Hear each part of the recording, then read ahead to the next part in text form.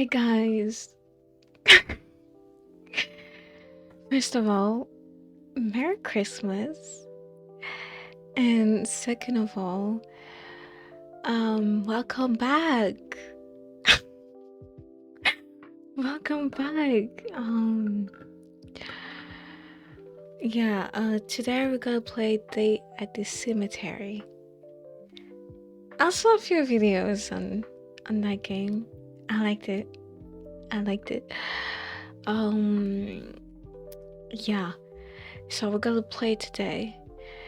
Um Also I'm wearing my Christmas sweater. Yeah. Let's just start.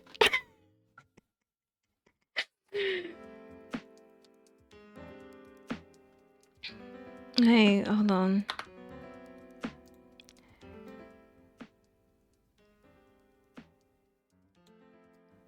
Okay.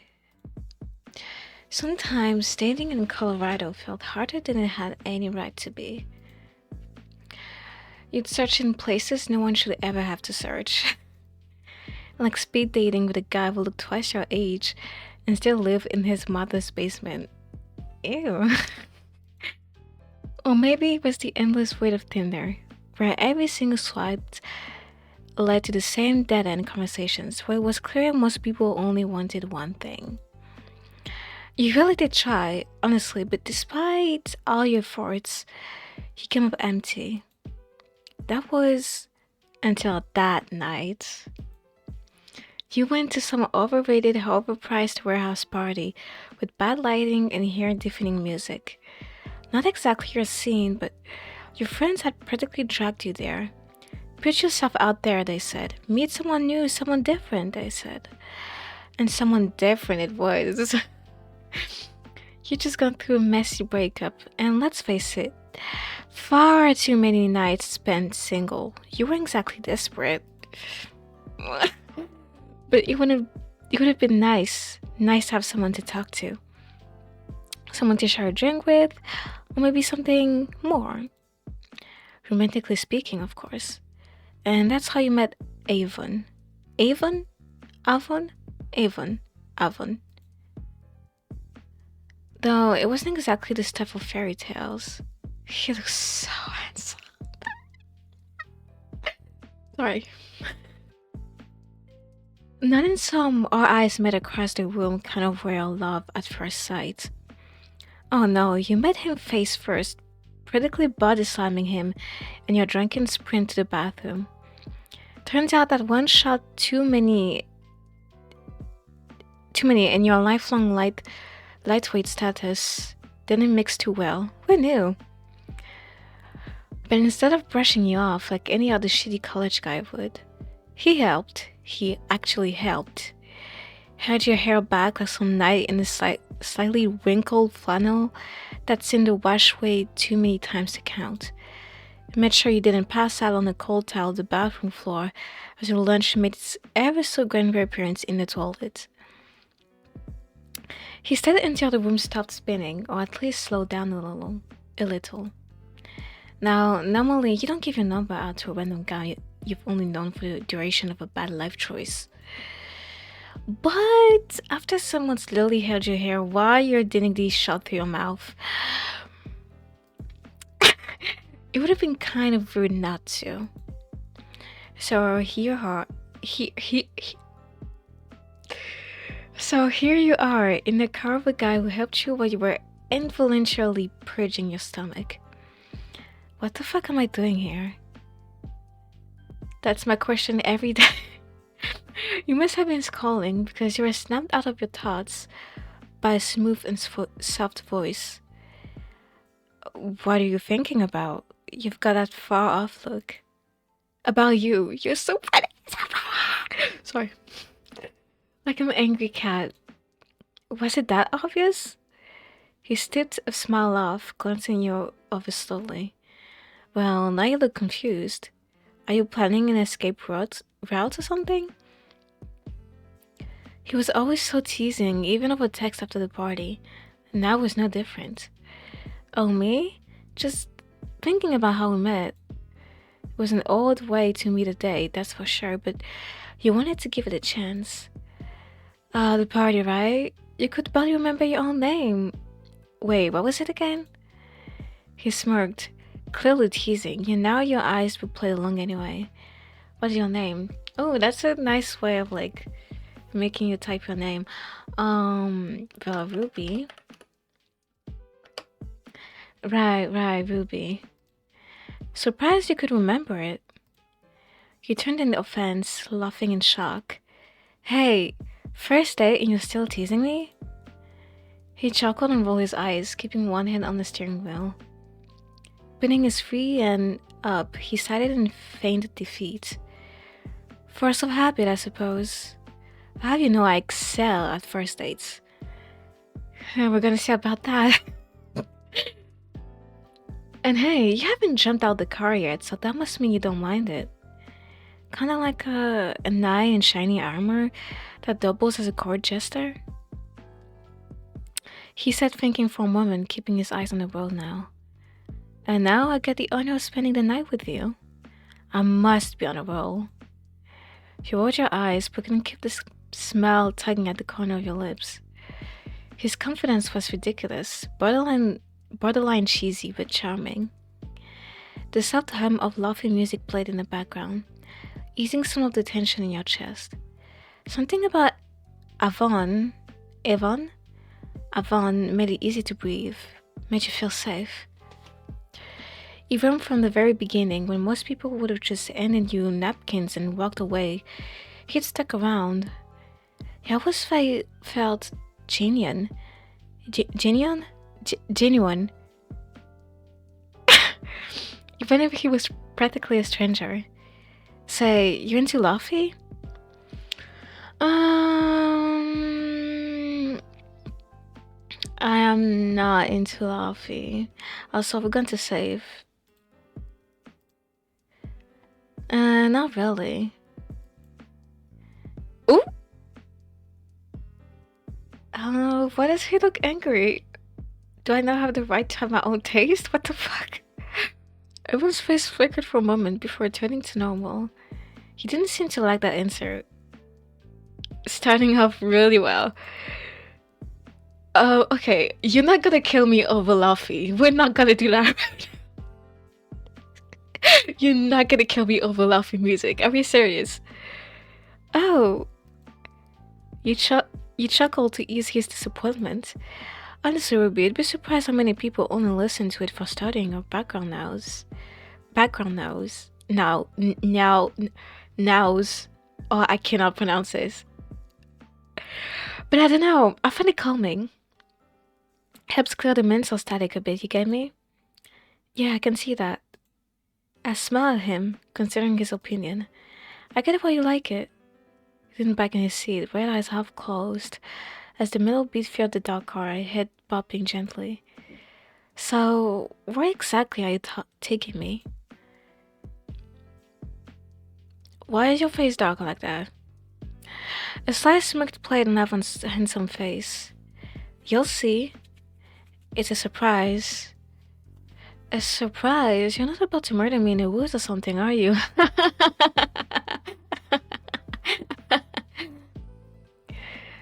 How uncharted at the idea. What? No, I don't even have a weapon on me. Relax. Those we know knows. The night breeze shifted past you as you took in your surroundings. You started confused into the void. You stared confused into the void of the infirmary parking lot. Wait, this is a surprise? A parking lot? I gave a nervous chuckle, trying not to seem rude. Not quite. There's that teasing tone again. We're going there. Evan pointed just beyond the parking lot. There, you saw large gates and a worn stone sign that read Denver, Colorado Cemetery. Is that the cemetery? I mean, girl, if you see that there's written in stone cemetery, what do you think this is? A school? It's a cemetery. Bingo! He looks back at me with a look of pride. You like it? Actually, hell yeah, I like how you think. You're taking me to a cemetery on a date? Not really, it's a bit scary, I'm a little nervous. I like this idea. Everyone giggled, part of his choice. I like your energy. I think it's romantic in a mysterious, spooky sort of way. It is. It actually really is. Think about it. Think about it. Peaceful, quiet, no crowds, just vibes. As long as you don't kill me, okay, I think that's really romantic. Alone. Is he flirting? He's flirting. Okay. I rubbed my eyes, feeling heat rise up to my cheeks. I grew a bashful smile. I changed my mind when you say like that. He snickered, taking take woohoo, taking notice of your flushed face. Oh, you don't mean that. I do. He giggled. Yeah, great idea. Just us and a bunch of dead people. Great listeners. Ivan gestures you to follow him. Come on. It's not as weird as it sounds, promise. He looks so excited. You and Ivan walked along the misty pavement of the parking lot. You slightly you slightly behind, shoes crunching the gravel beneath them. As you followed along, it felt as if the path got dimmer and dimmer.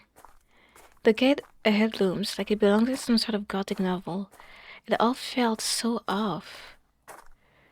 But only for a moment. A small spider skitters across the toe of your shoe. You freeze, taking a sharp breath, then continue walking a little stiffer than before. You quickly latch on to Ivan's arm without thinking. Ivan stiffens and Ivan. Oh my god, the background noise is distracting me. Please, please, please. Ivan stiffens in shock as he looks over to you. You okay? Letting go in embarrassment, you started with a nervous chuckle. Yeah, I just didn't really expect this kind of vibe tonight. Can the footsteps stop? I can see that. His face softened slightly and gave you a gentle smile. Don't worry, I'll make sure you have a good time. Wanna hold my hand? Play cool and keep walking because instead. Take his hand! What the hell? I need to shoot my shot!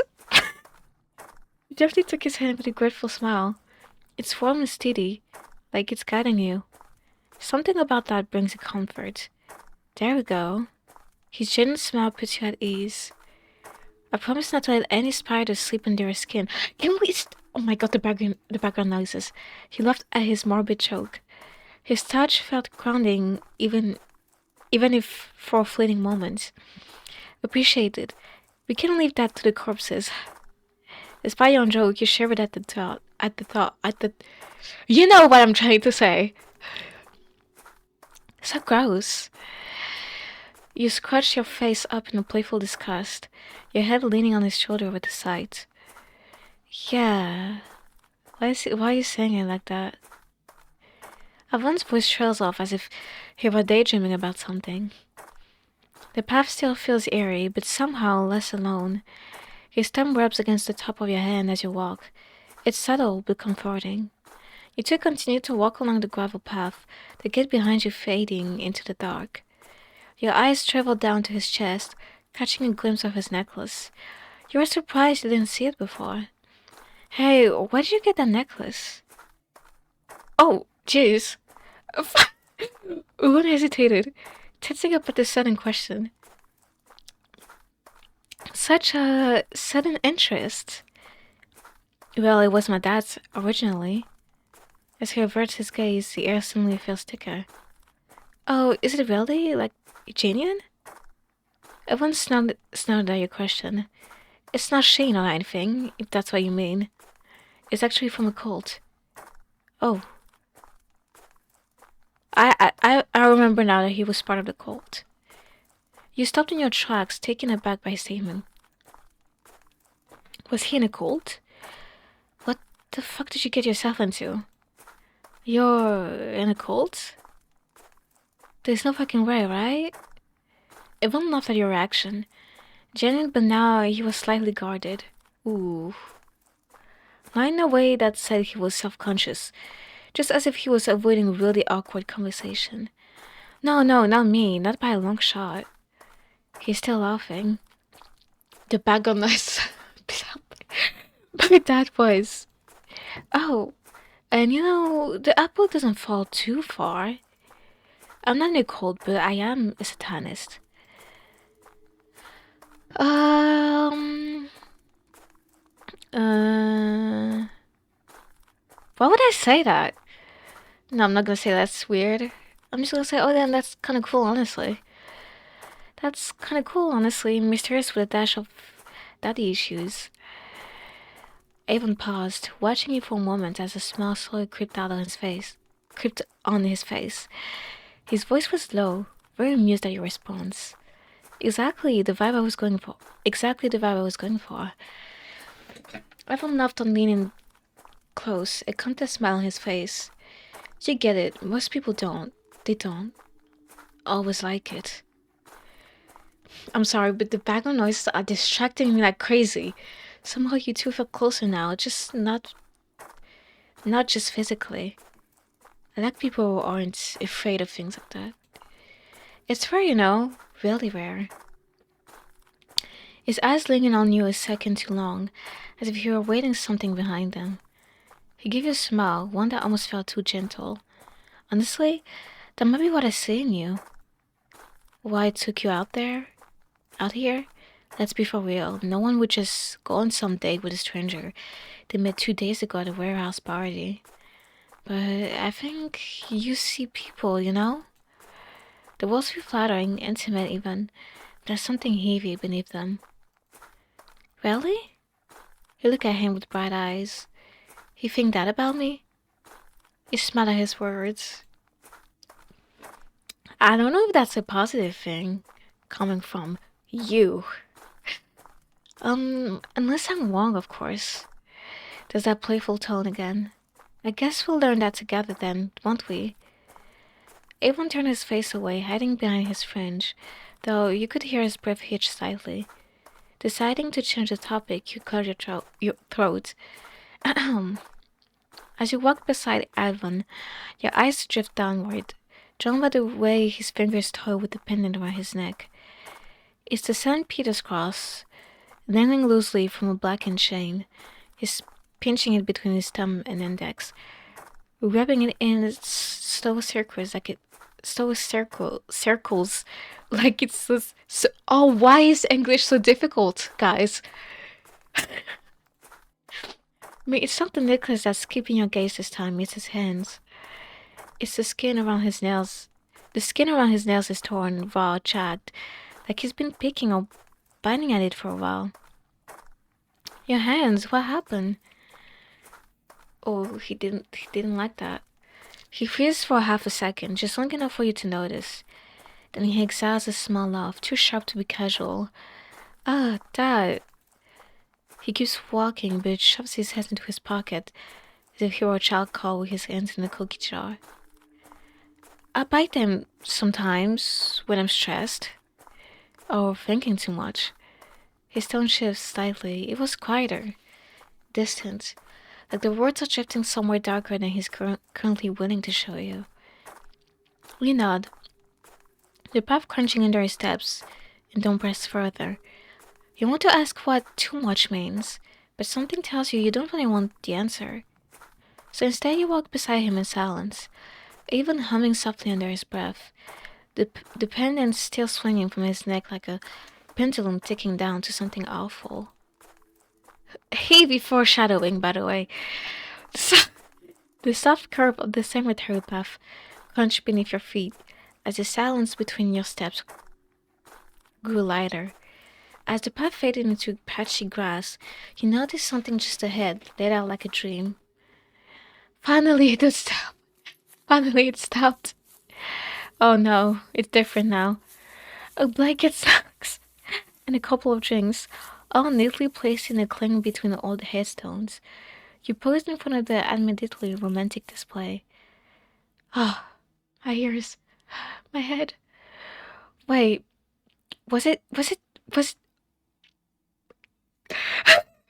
was this already here? When did he have time for that? Aaron glanced over with a crooked smile as if caught.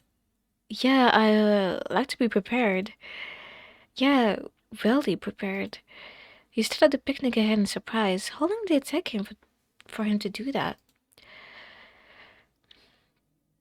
He gave you a charming smile, taking your hand, guiding you to the blanket. He sat up with his legs stretched out comfortably, hands falling behind him like this was a routine. Over the years, I've gotten used to setting things up in advance. It's a habit of mine. Sometimes I don't always get much time to plan, so when I can, I make it count. His voice dipped lower, like he was remembering something, but he didn't elaborate, and you weren't sure it was really your place to push. We slowly sat beside him, still eyeing the picnic like a setup. So, was it all this, anyway? He nodded the blanket and the small spread of food and drinks laid out. Are you trying to romance me or put me into your food coma? He inched closer to Avon, getting comfortable. Avon chuckles, getting comfortable in his position, but not pulling away. A little of both, maybe. Let's see. Avon reached out to grab a bag of chips. We've got chips, plain and spicy, sweet and sour candy, a couple of homemade pastries, sweet ones, nothing fancy. Letting go of the item in his hand, he taps the smaller cooler near the center. Then water, juice, soda, and a few energy drinks if you're into that. You made the pastries? I even grinned. Why, you think I'm all graveyards? I can bake. He chuckles to himself. Badly, but it still counts. You glance at the food again, then back to him, an appreciative smile on your lips. This is actually really thoughtful. Like I said, I like to be prepared. You should never forget that. Yeah, he does really like to be prepared in every sense of the way. He loves to be prepared. So, Jinx, what's your pick? Okay, uh,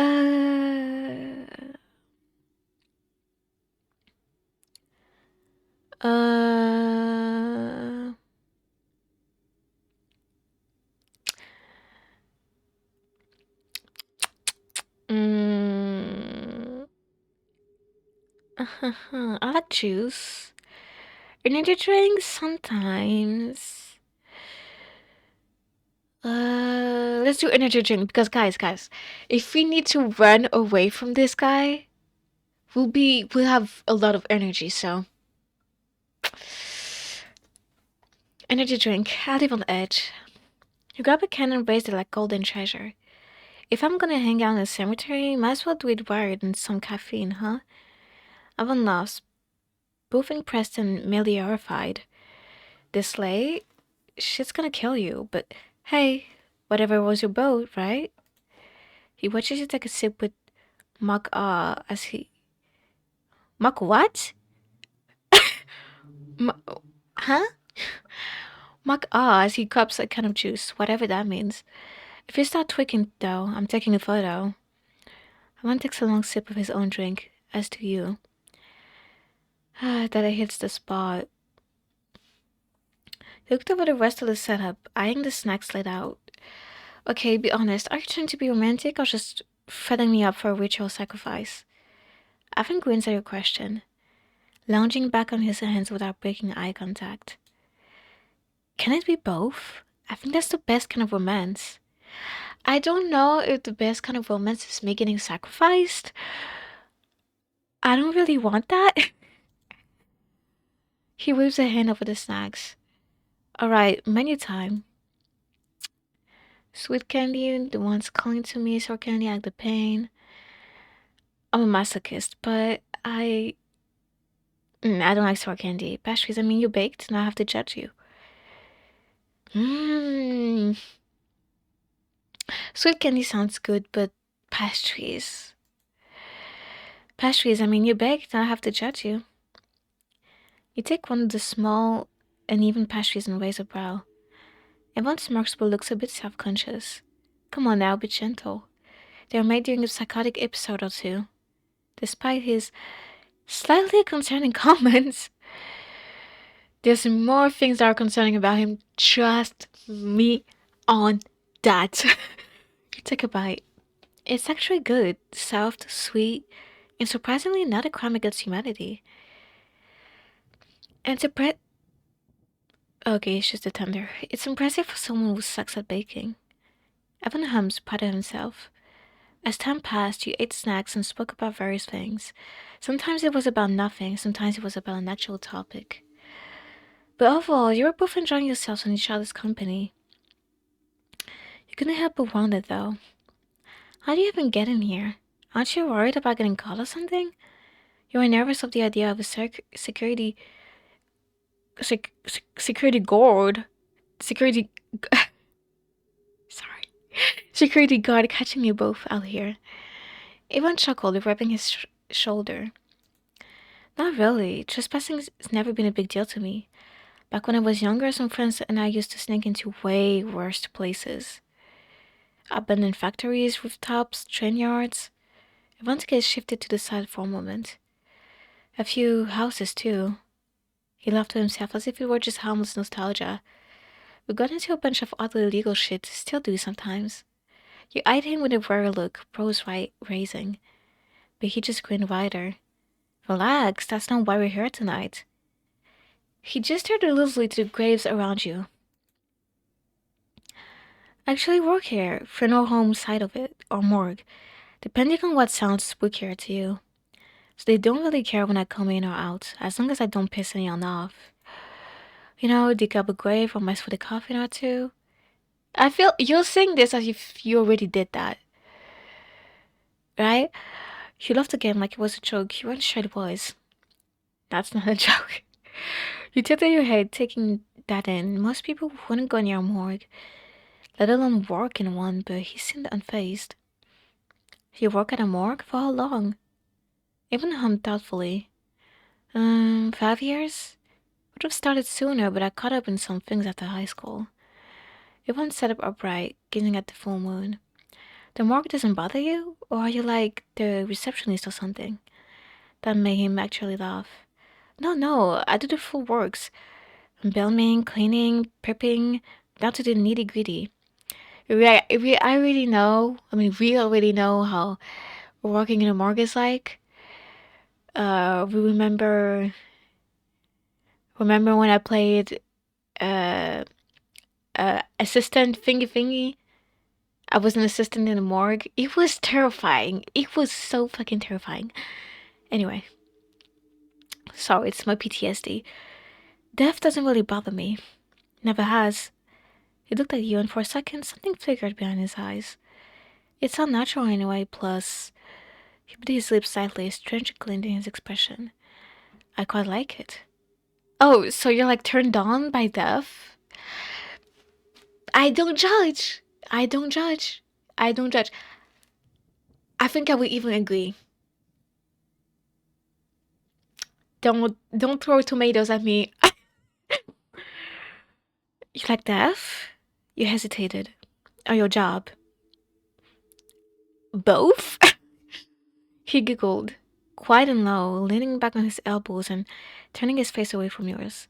Both. I just see. I'm in here. I'm in. That's honestly fascinating. Not many people can handle death so closely. Okay, it's kind of a weird thing to be into. Not gonna lie. Well, suddenly on your corpse dice, you're like a hot Grim Reaper. Honestly. Oh, so not only are you a corpse stylist, you're also a hot Grim Reaper. Hottest Grim Reaper that I've ever known. Undertaker from Black Butler. Oh my gosh. Oh my god. It's serious business I'm talking right now. Undertaker from Black Butler is so fine. Oh my gosh. Sorry. Owen burst into genuine laughter, falling back into the blanket with a soft thud. God, that's a first. He turned his head to look at you, a warm, if slightly wicked grin still on his lips. But yeah, guess I am the hot ambassador of death in a way. He giggled at the idea. I should put that on a resume. He laughed too, though part of you still wondered if he'd actually put that on his resume. The silence between you grows. It's not hostile, but cautious. You glance at him, watching the way he stares ahead, expression unreadable now. The blanket is spread out in the grass, the soft clink of drink bottles, the faint rustle of candy wrappers, and the hum of distant wind fill the air. Well, all this eating has me thinking. I haven't really asked too much about you, besides work and you saving my ass from further embarrassment. Evan leans back in his hands, giving me a slow grin. Oh yeah, a common hobby of mine, but besides parties, cemeteries, and saving drunks. He side-eyed you for a moment, sniffing a laugh. I've actually got some surprises up my sleeve. I'm scared. Like collecting old trinkets? Oh, okay. Treat him like a trinket. Sorry. I had the urge. I had the urge. Exploring abandoned buildings, watching banned or illegal films.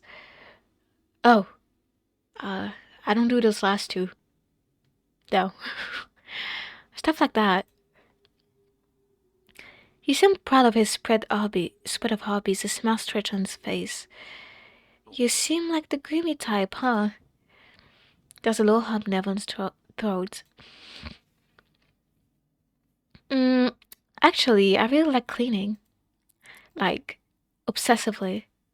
Back when I was still with my dad, he kind of stopped giving a damn, so I picked up around the house. I'd say it's a good hobby for a mortician. Just another part of the job.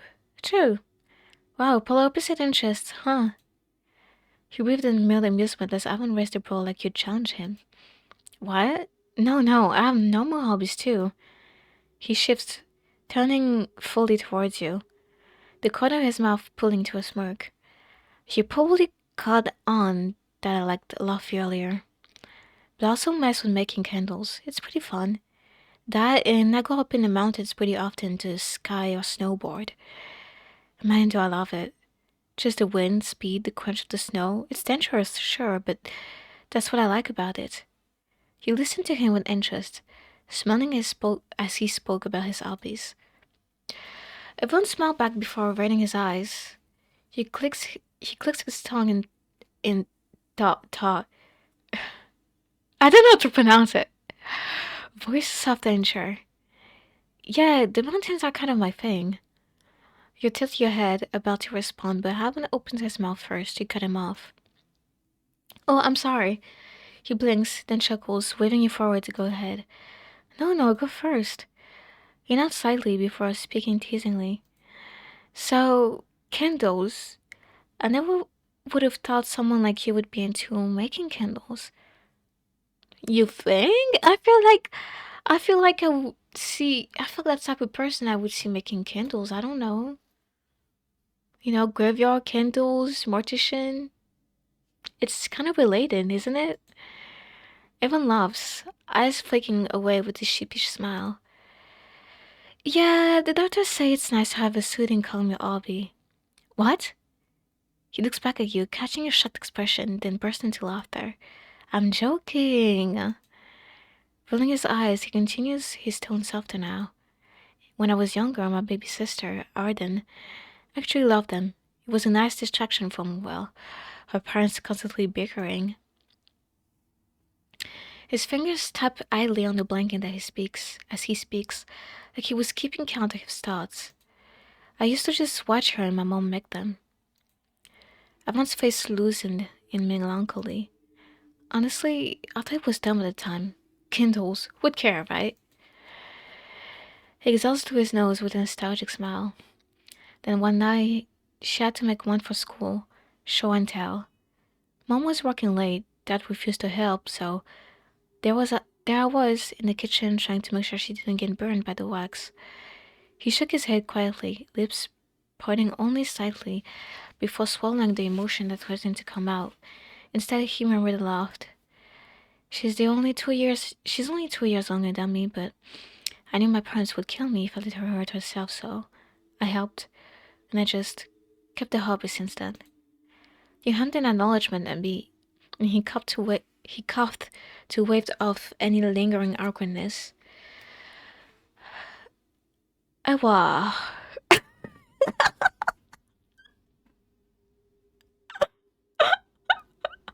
Sorry. I you're putting this on my screen. What sound am I supposed to make right now?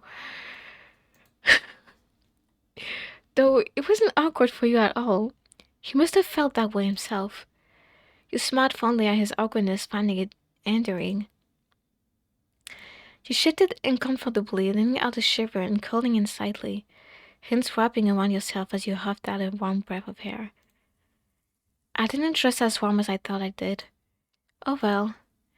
You laughed small and breathy, trying to downplay the visible shiver that went up your spine. Ivan snickered quietly. Well, there's an extra blanket. He reaches over in front of you to grab it on the other side of the makeshift picnic and hands the soft roll of cloth to you without a word. Gently taking it, you bring the fabric to your face, inhaling the scent without thinking about it. It was nice, soft, and inviting. Homey, even. I don't know what homey means. Unrolling it, you tugged it around your shoulder slowly, cutting into it before holding open the other end of Avon. I don't know if I should say Avon or Avon. Avon. Avon's body stiffened. He realized what you were offering. What? Um, get in here. Okay. Dude, I'm not forcing you. If you don't want to, you don't want to. Like, come on. Avon crawled over into the blanket, settling in close enough to feel each other's warmth. You couldn't help but let out a giggle at his frustrated and awkward state. So, does the blanket smell nice? You looked at him, face red in embarrassment. Yeah, sorry. Avon chuckles. Don't worry about it. I'm glad you like it. I try to keep everything smelling nice, you know? House, car, myself, and even blankets, I guess. You both fell into a small fit of giggles. Though some people say walking into my house is like walking into a Bath and Body Works. He let out a giggle snort at his own joke. This was nice. It was weird that despite everything, you still laughed, but the mind has an odd way of handling things. Maybe it was the blanket or the way Avon said it. Well, hey, there's nothing wrong with feeling like a Kindle Hazel. Hazel ale. No, Hazel. The wind carried the soft rustle of tree branches. In the distance, the quiet chirp of crickets tried to fill the silence of the cemetery. For a moment, things felt peaceful. Yvonne's smile tightened in playful joy. I think that's the nicest insult I've gotten all week. You hummed in acknowledgement. But I'll have you know that scent is called Midnight Smoke in cedarwood. Cedarwood? Thank you very much. Very masculine and very mysterious. You want to know something? I have something that's actually very masculine. It's a perfume called Sexy Boy. I don't know if you can see, but it's called Sexy Boy. I have the masculine shit. Okay, I'm the man. You burst into a quiet laugh, muffled slightly by the blanket. Really? Thought it was vanilla and cherry blossoms. He rolled his eyes, but the corners of his mouth curled up into a smile. Haha, that sounds like a fake laugh. I don't know. I guess I like the idea of comfort. It's nice when everything else isn't. Feels safe, you know?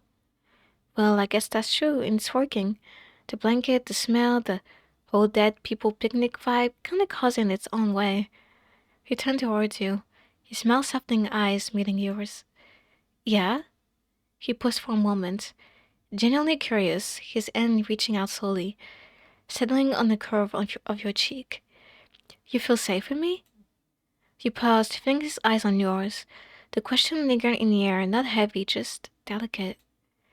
He didn't flinch. Instead, you gave a small laugh as he rose up your neck, tilting your head. You looked towards him with a half smile. I mean, so far you haven't pushed me into a grave, so that's promising. You weren't sure if you fully believed yourself that but better safe than sorry. Avon let out a low chuckle, shaking his head at your joke. Such high praise. What can I say? My standards are dangerously low. Avon's eyes glanced off to the side, a smirk pulling at his lips. Well, you did give me your number after throwing up. Hey, it was out of kindness in my heart, plus probably the closest thing to a fairy tale in this city. Or nightmare. Avon? Avon?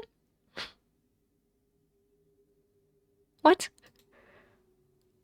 You wondered what he meant by that, but decided not to push and brushed it off with a laugh. Ha ha ha ha. I don't want too many of those to count. But seriously, this place is kind of really pretty at night. I didn't think I'd ever say that about cemetery. Avon sat up for a moment to probably lay on his side and face you. Yeah, it's quiet, peaceful, plus no one ever complains about the music or the sounds. He laughed, pushing his shoulder. Ew! Calming down, you sighed. Wait, what was he trying to say? Guys, I do. Okay, so this is your idea of romantic evening, huh? Smirking, he nodded.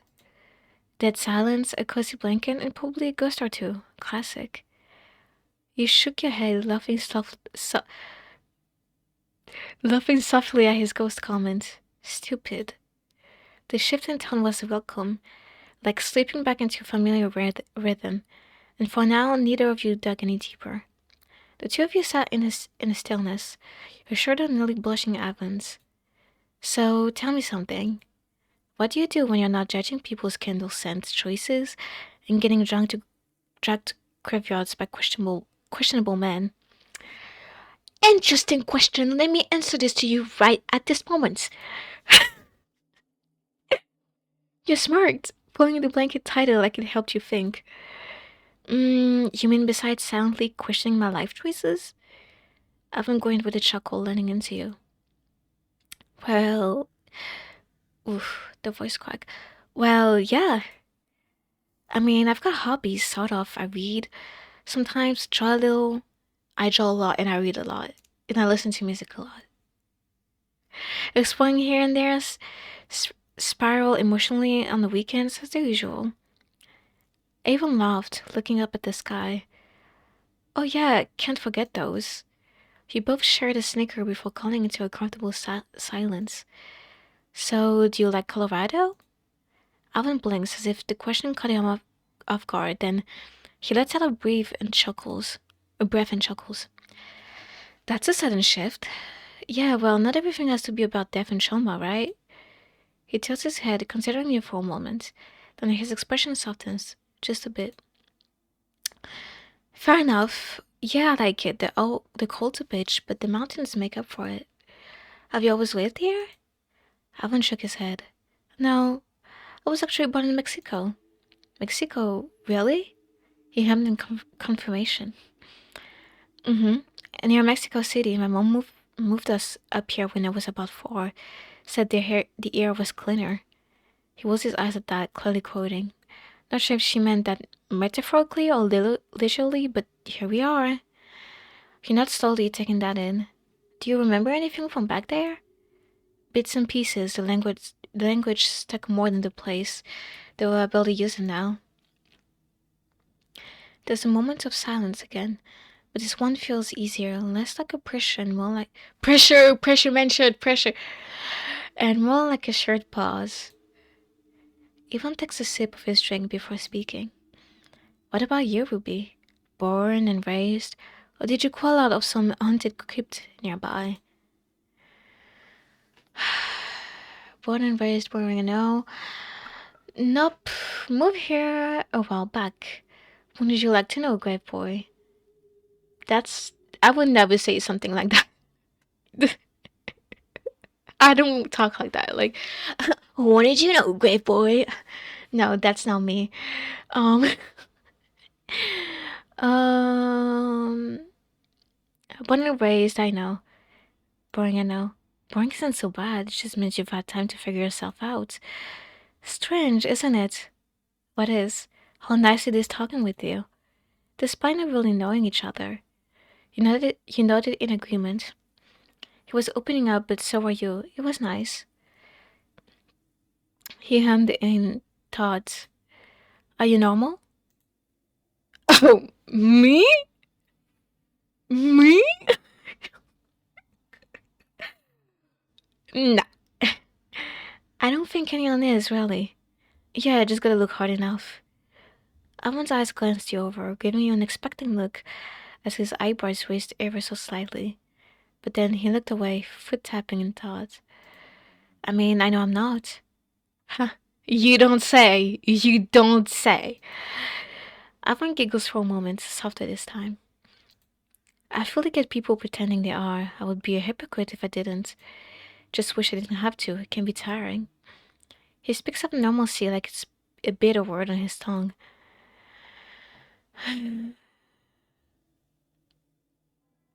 Normal is overrated anyways, dude. Alvin raises an eyebrow and shaked. His grin is crooked, too pleased. I think you're right. I kind of think people try too hard to be normal, to put on a mask, but I like being myself. Clock it, clock it, clock it, and clock it. Your words brought warmth to his chest as he relaxed. Yeah, me too. Alvin thought for a moment. I was thinking, and I find it surprising still. You still here talking to me, even listening. But I think I get it now. He smiled appreciatively. You two sat in silence for a moment, watching as the gray clouds passed of Colorado by the wind of Colorado passing you by. I was thinking about the whole thing with your family, and I can't help but be a little jealous. Ivan looked at you in concern, his eyebrows raising in shock for a moment. How could you say that when you know absolutely nothing about his family yet? Apart from the fact that he was born in Mexico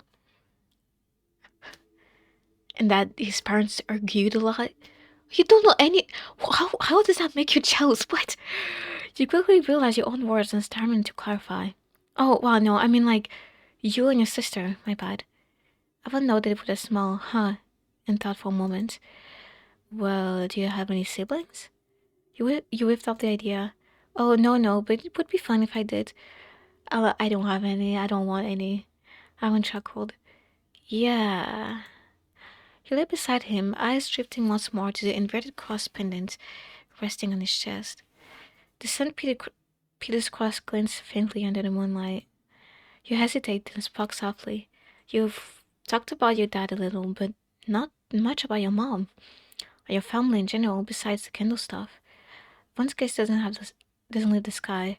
His thumb instinctively and instinctively moves to the pendant, pressing it lightly. My dad? Why did I say it like that? My dad? You already know. Cold stuff. Anger, the whole cocktail.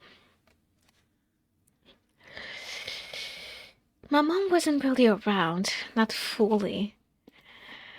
I wouldn't have through his nose at the memory. She had this affair with a man. Not like some midlife crisis either, it was long ongoing. My dad knew she never left him though. Eventually she did. Now legally, of course, they're still married on paper. Isn't that something? Either desperate to escape my father or desperately in love. I never knew, still don't. At the time, I was too young to really understand. Shaking his head, he continued as he listened with soft eyes. She did eventually have a kid, though. When I was about 2, right before we moved here. Things were fine and I didn't suspect a thing, too young to. Then my dad got more violent, angry, drunk, abusive. He chuckles, humorless. Okay, maybe we should stop this conversation? I tried so hard to make her happy again. I would stay up all night doing my homework, studying, and getting the best grades.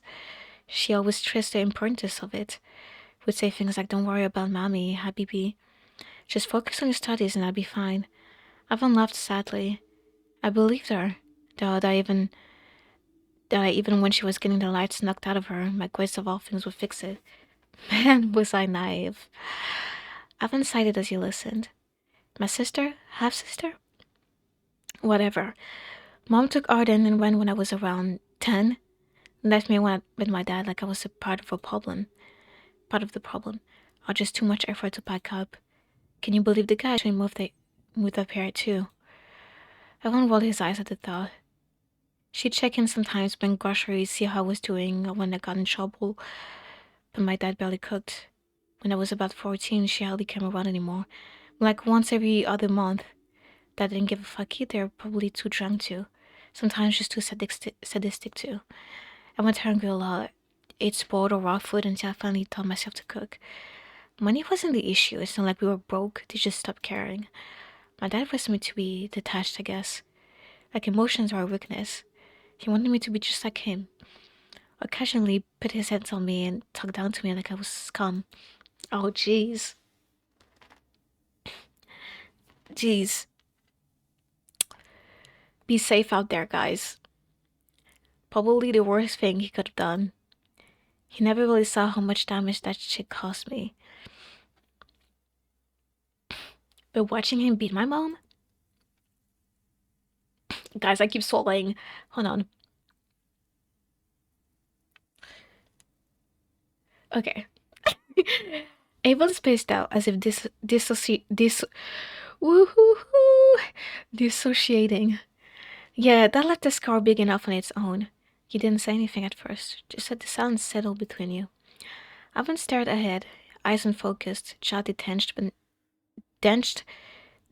What is that word? Clenched, but not angry. Guys, the C and the L is so, so like next to each other that it looks like a D.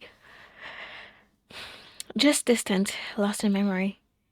The wind moved through the cemetery trees again, brushing through branches and stone like the dead were listening. You spoke quietly. You okay? He blinked like he'd forgotten you were there, her turning slightly towards you, then away. Yeah, I'm good. He let out a quick breath, shaking his head slightly, as if trying to snap himself back, pulling the blanket that was wrapped between you both closer into his body. Shit, sorry, babe. This probably got a lot deeper than you expected, huh? He smiled, trying to lighten the mood, but it was more like a mask than anything. It's okay. He kept your tone steady as you smiled. I don't mind. For a moment, his shoulders relaxed, not much, but it was enough. So, what about your sister, Arden? I feel like after he just said all of that about his family, I think we should just stop asking questions about his family. Hmm? I haven't glanced at you, bro, frowning just a little. My sister, we're not that close anymore. Oh, really? Evan hesitated for a moment, eyes drifting away from you again, looking at an old and cracked headstone. It's not because I don't want to be, it's probably just better this way. His thumb rubbed absent-mindedly into the blanket. We text a lot though, talk here and there, send memes, pretend things are normal. He gave him a small, hollow chuckle. Anything but that, huh? Yep. I think I just wish we'd had a real childhood. Like one of those cliche ones with bike rides and birthday parties and, I don't know, warm kitchens or something. Sort of like the Hallmark movies. Shook his head gently with his cough, like he should push the image away before it got too vivid.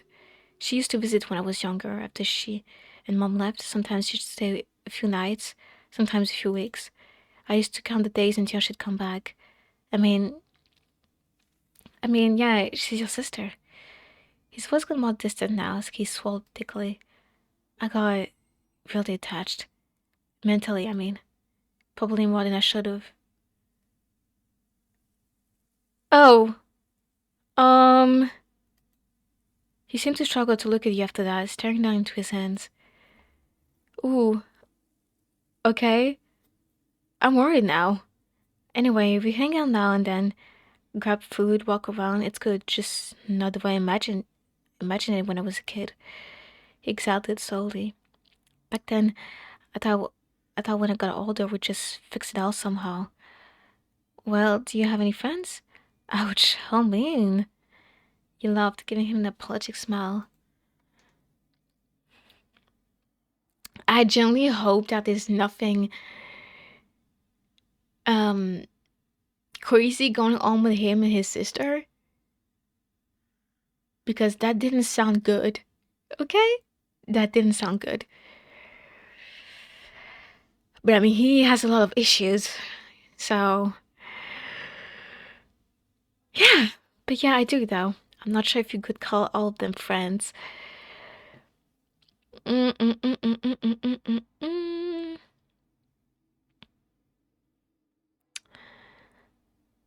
mm. Tell me about.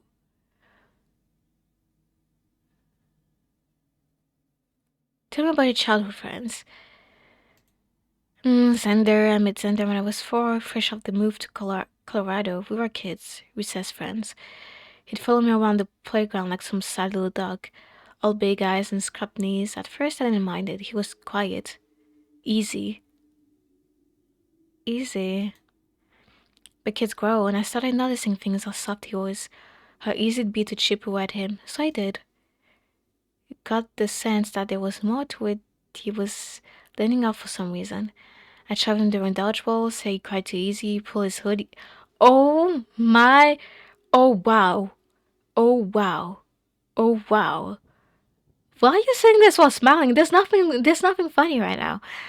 Pull his hoodie down in front of other kids, he flinched like a clockwork. Eventually, I'd corner him after class, whisper things that stuck in his head for hours. No one likes you, you're just convenient. That kind of thing. Isn't that a bit much? Girl, that's more than just much. That's bullying, harassment. That's. Maybe, but I was shaping him, doing him a favor. Oh no. Oh no. Oh no. Oh, you are. Oh no. We. Oh no. Oh, you need help. I'd let him sit with us one day, ignore him the next, toss him a compliment after ripping him apart. Over time, he started hanging on to every word I said. That's when I knew I had him. My high school junior year, we weren't just friends, we were something else. We'd do things that make your skin crawl. Break-ins, vandalism, setups. Sometimes it was for fun, sometimes it was for a little extra cash. Sometimes it was just to see how far we'd go, how far he'd go. And Xander, he hesitated, but he never really said no. I've once face flickered with something wicked. So what do I do? Do I just like, guys? We drank we drank the energy drink. What do I do? Do I jump in? Guys, I know how to run. Okay, do I just jump and run away right now? But he said he was always prepared. He has something going on. He has something going on. He, not when it mattered, anyways. You got close, real close. Your face clenched in confusion. What do you mean? I think lovers? You know, the kind of close people notice but don't question. Well, West did ramble about it all the time to terrorist cop friends, but most just whisper about it. They never question anything, and if they did, they suddenly didn't say anything. I remember laughing once, thinking how no one would ever believe what we'd really done together, how deep it all went. But then shit caught up to me after high school. I got into some mess. Jail time, nothing permanent, but enough. When I got out, Tinder was gone. Blocked my number. Good, good. Go off, King. Go off, Xander. He know that you were. He understood. He understood. He started to put himself together, and he ditched you. W Xander. Changed phones.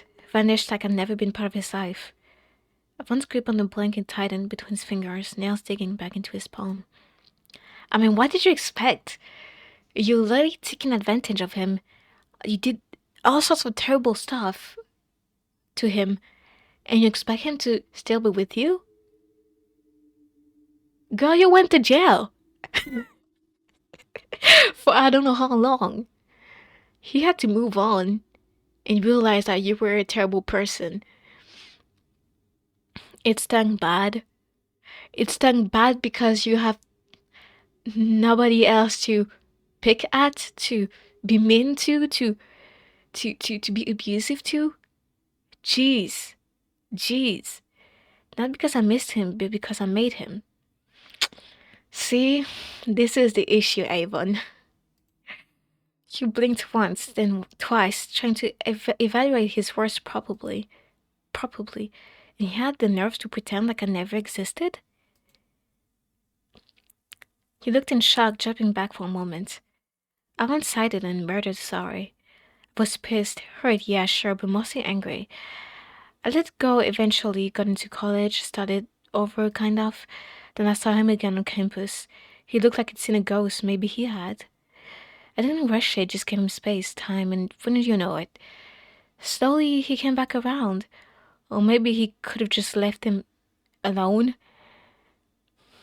Yeah. Started messaging, laughing again, letting the walls drop. Same old patterns, same little ticks. I haven't laughed. I'm scared, guys. I am so scared. I'm worried. Tell me about your high school friends. Okay, so now we're back at the little questions. Are we gonna do all of them? Oh, wait. Tell me about your close friends. Tell me about your close friends. I've got a little circle. Not many people know about them, not really. Just a handful of friends, if you could call them that. The other ones I can actually be myself around, no masks, no filter, no judgment. Yeah, because they're probably as batshit crazy as you are, that's why. That's just rare. That shit's rare. Ugh, I lost so many R just from saying that. Some of them are worse than me. Honestly, in different ways. Sick, twisted people. The kind of people who should have been locked away years ago. So, people like you?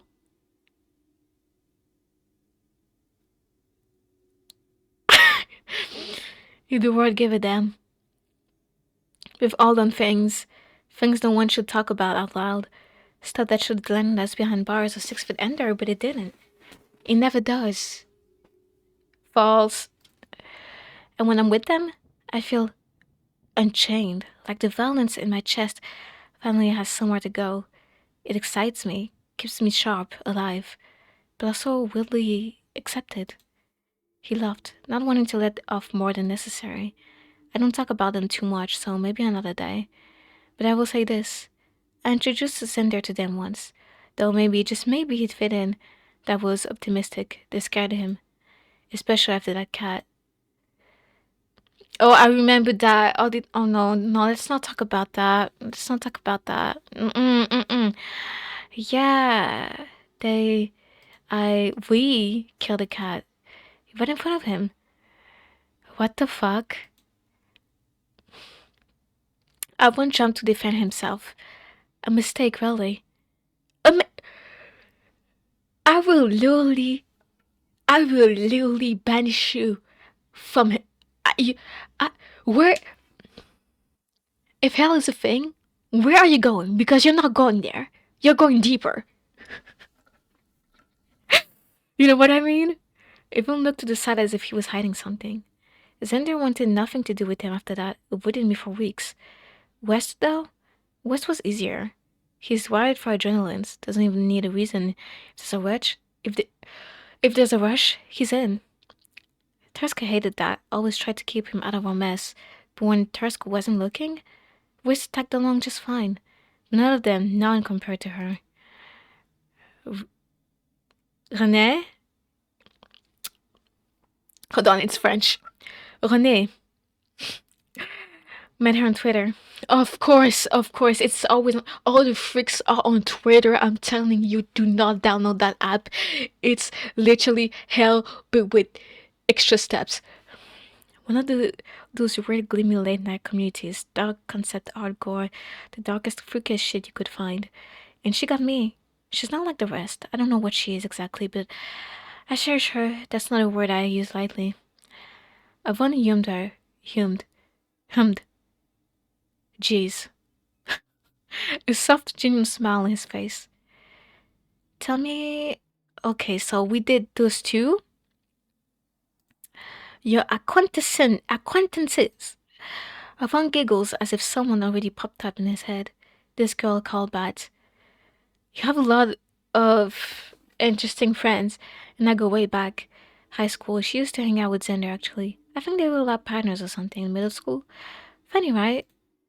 She hated me. Still kind of does. Said I gave her a bad feeling the first time.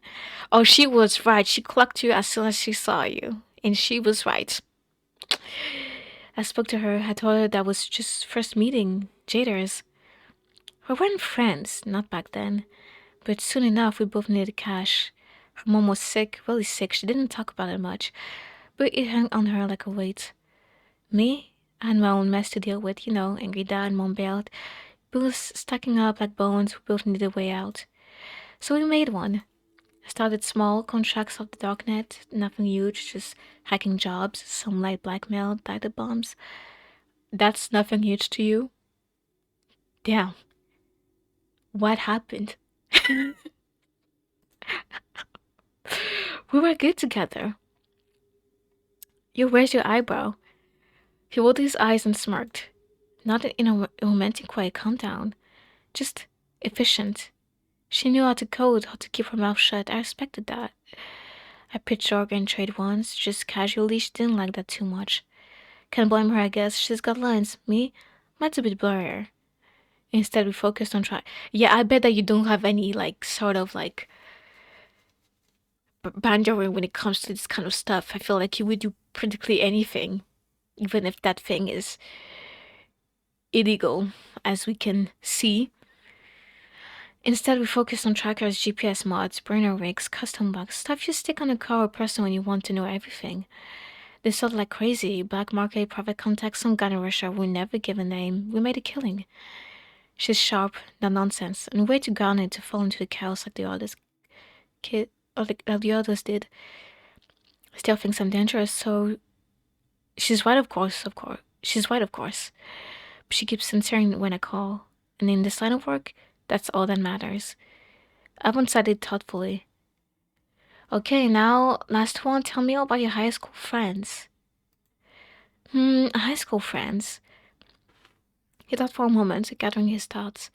Well, I've actually known Tursk and West since middle school.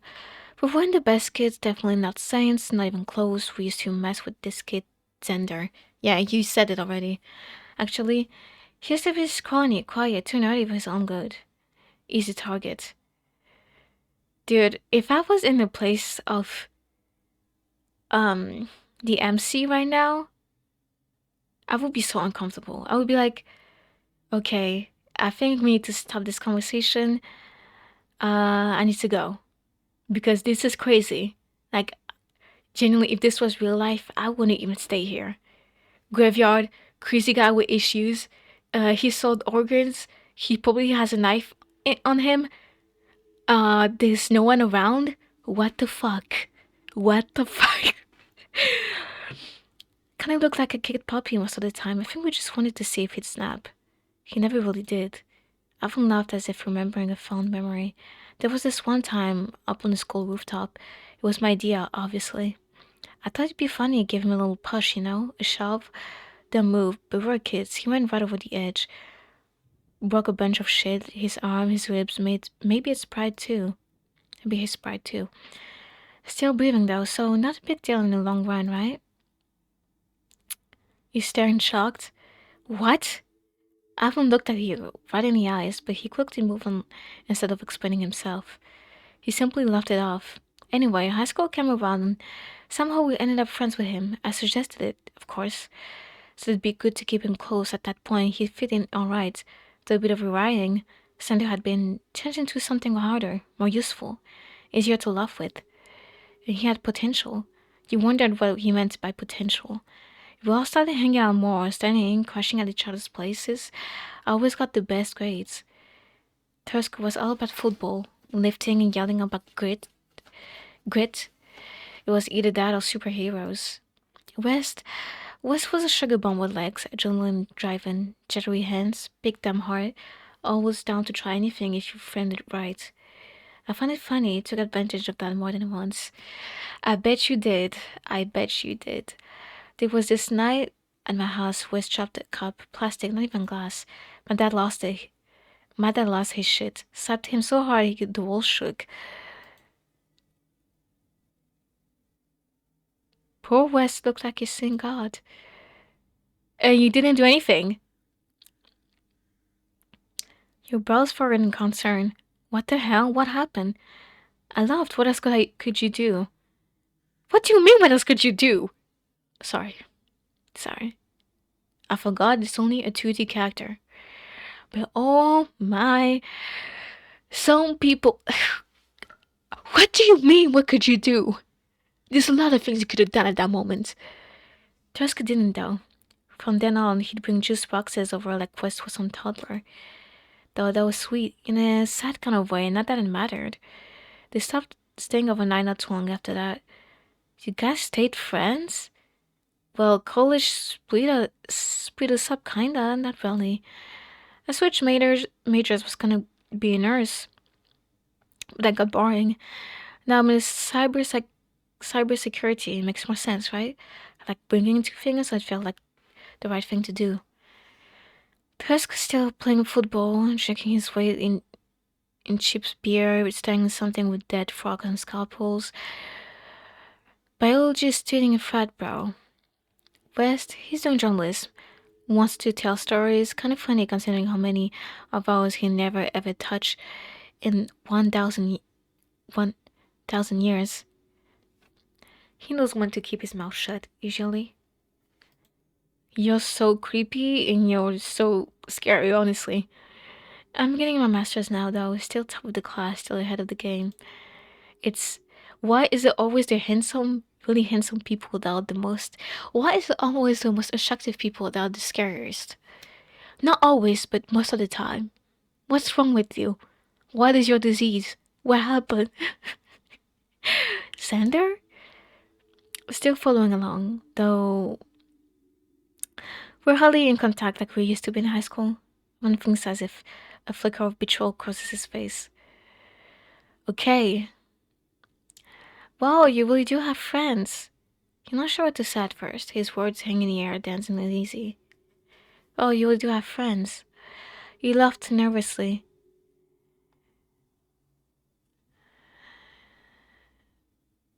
We're gonna save here. Because obviously there's things that we're gonna say that he's not gonna like. So, what the hell is wrong with you? He recalled disgust written all over your face. You killed a cat and thought that was okay. His mouth falters, bro twitching as his eyes narrowed just slightly. It was dying anyway, you don't know the full story. But you fucking let Xander around those people. And then you have the nerve to talk about him like some toy? Oh my god. Guys, I'm scared. His jaw clenches as he sat up. He laughs, short, sharp, and joyless. Xander wanted to be there. He could have also always said no, Ruby. Evan rolled his eyes dismissively. Except he couldn't. It sounds like you didn't give him a choice. You've never given him a choice. Evan goes to speak, but you're quite quicker, if only by a second. And don't even get me started on the shit with West. He could have been fine, but you just... He cuts in, voice suddenly louder, tone defensive. I just what, huh? West made his own decisions. I didn't hold a gun to his head. I wouldn't be surprised if you did. She clocked you. And who knows, if your connection with René is even real. Avon's eyes stare as daggers into yours. If looks could truly kill, you'd be as dead as the bodies beneath the soul by now. Your tone evens, steady. Look, I don't care what you've been through. That's just no excuse. Nobody that you're also casual about it. You glanced away, bringing your knees into your body. His mouth opens but nothing comes out. He stares at you as if he's seeing you differently now. He whispers under his breath with a snarl. What did he say, quit? Quickly, your head snapped back to meet his gaze. What? You think you're better than me, huh, Ruby? You stared at him in disbelief, reading your words. Suddenly, this felt like less like an argument and more like your life was in danger. You decided to take things more easy. This was a date after all, and you didn't want your name ending up on some shitty true crime podcast. I didn't say that. That's not. No. I get you had to make cash, went through some shit. I get that, but don't we all? Alvin let out a breath from his nose bitterly. For a moment, you could have sworn you saw the black rings within his eyes contract. It's just, I don't know. You need help, Alvin. There was a pause of silence, a long one. He turns his face away from you. Expression unreadable at first, that was until his jaw tightens.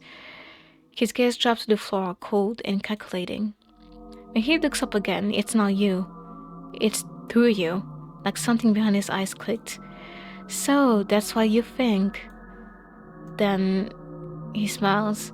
He doesn't say another word, just stares, breathing slow, eyes sharp, like he was thinking. Thinking how to kill me. We're dead. Plotting. As the breeze picked up, you shivered slightly. Avant glanced at you and sighed. Folding his neck, he looked back at you. What about you, Ruby? How's your family and friends? He says it like it's casual, but his eyes linger like he's actually listening for something deeper than just small talk. Um. Uh. Uh. Uh. uh. What are we gonna pick?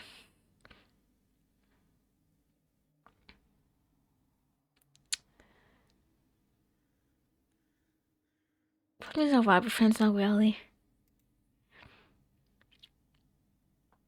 Evan snorted a bit. Shit, sorry, that's just kind of funny. You blink, he sees your confusion and shrugs with a smirk. That the only people who can stand you are the ones genetically obligated to.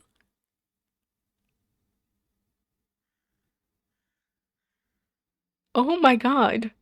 What the fuck? Dude, I know you're bitter just because I said what I said earlier, but don't start it right now. Don't start it right now, Avan. Don't fucking start it. He stretches his legs, grin. At least you've got someone in your corner. Could be a lot worse, Ruby. Laughing slightly to ease the tension, he decided to move the topic to something more light. Dude, I'm gonna kill this guy first. You both sat on the edge of the blanket, your drinks settled beside you.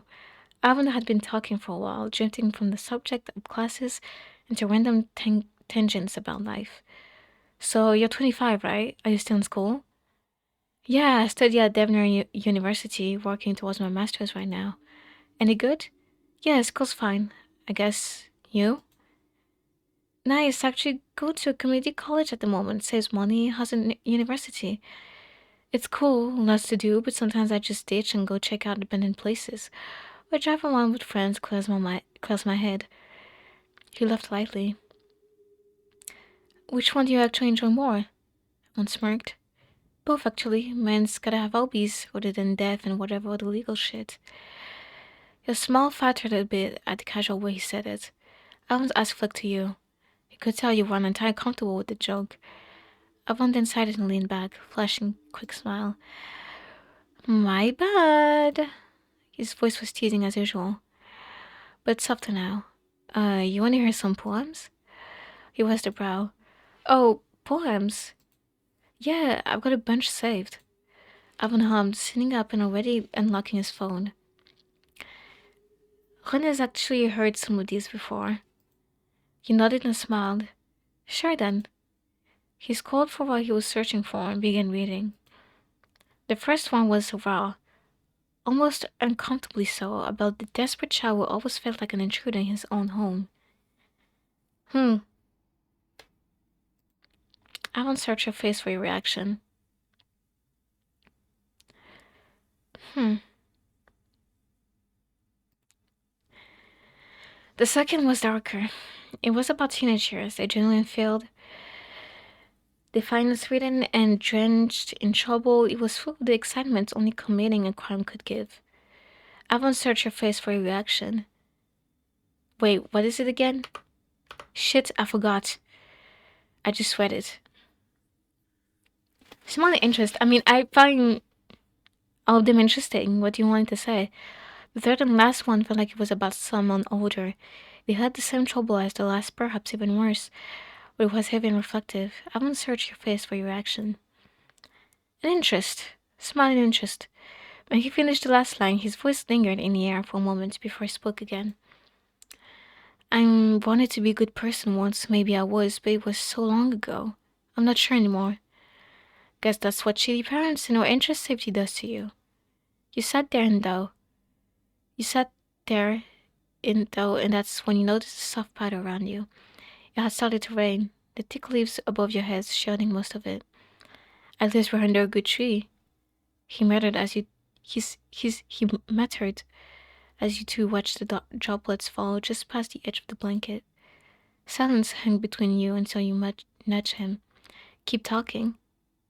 Keep talking. He didn't look at you at first, then his eyes cropped slowly to their corner, glancing over at you. You haven't wanted to disappear? You stared in momentary shock. Uh. Uh.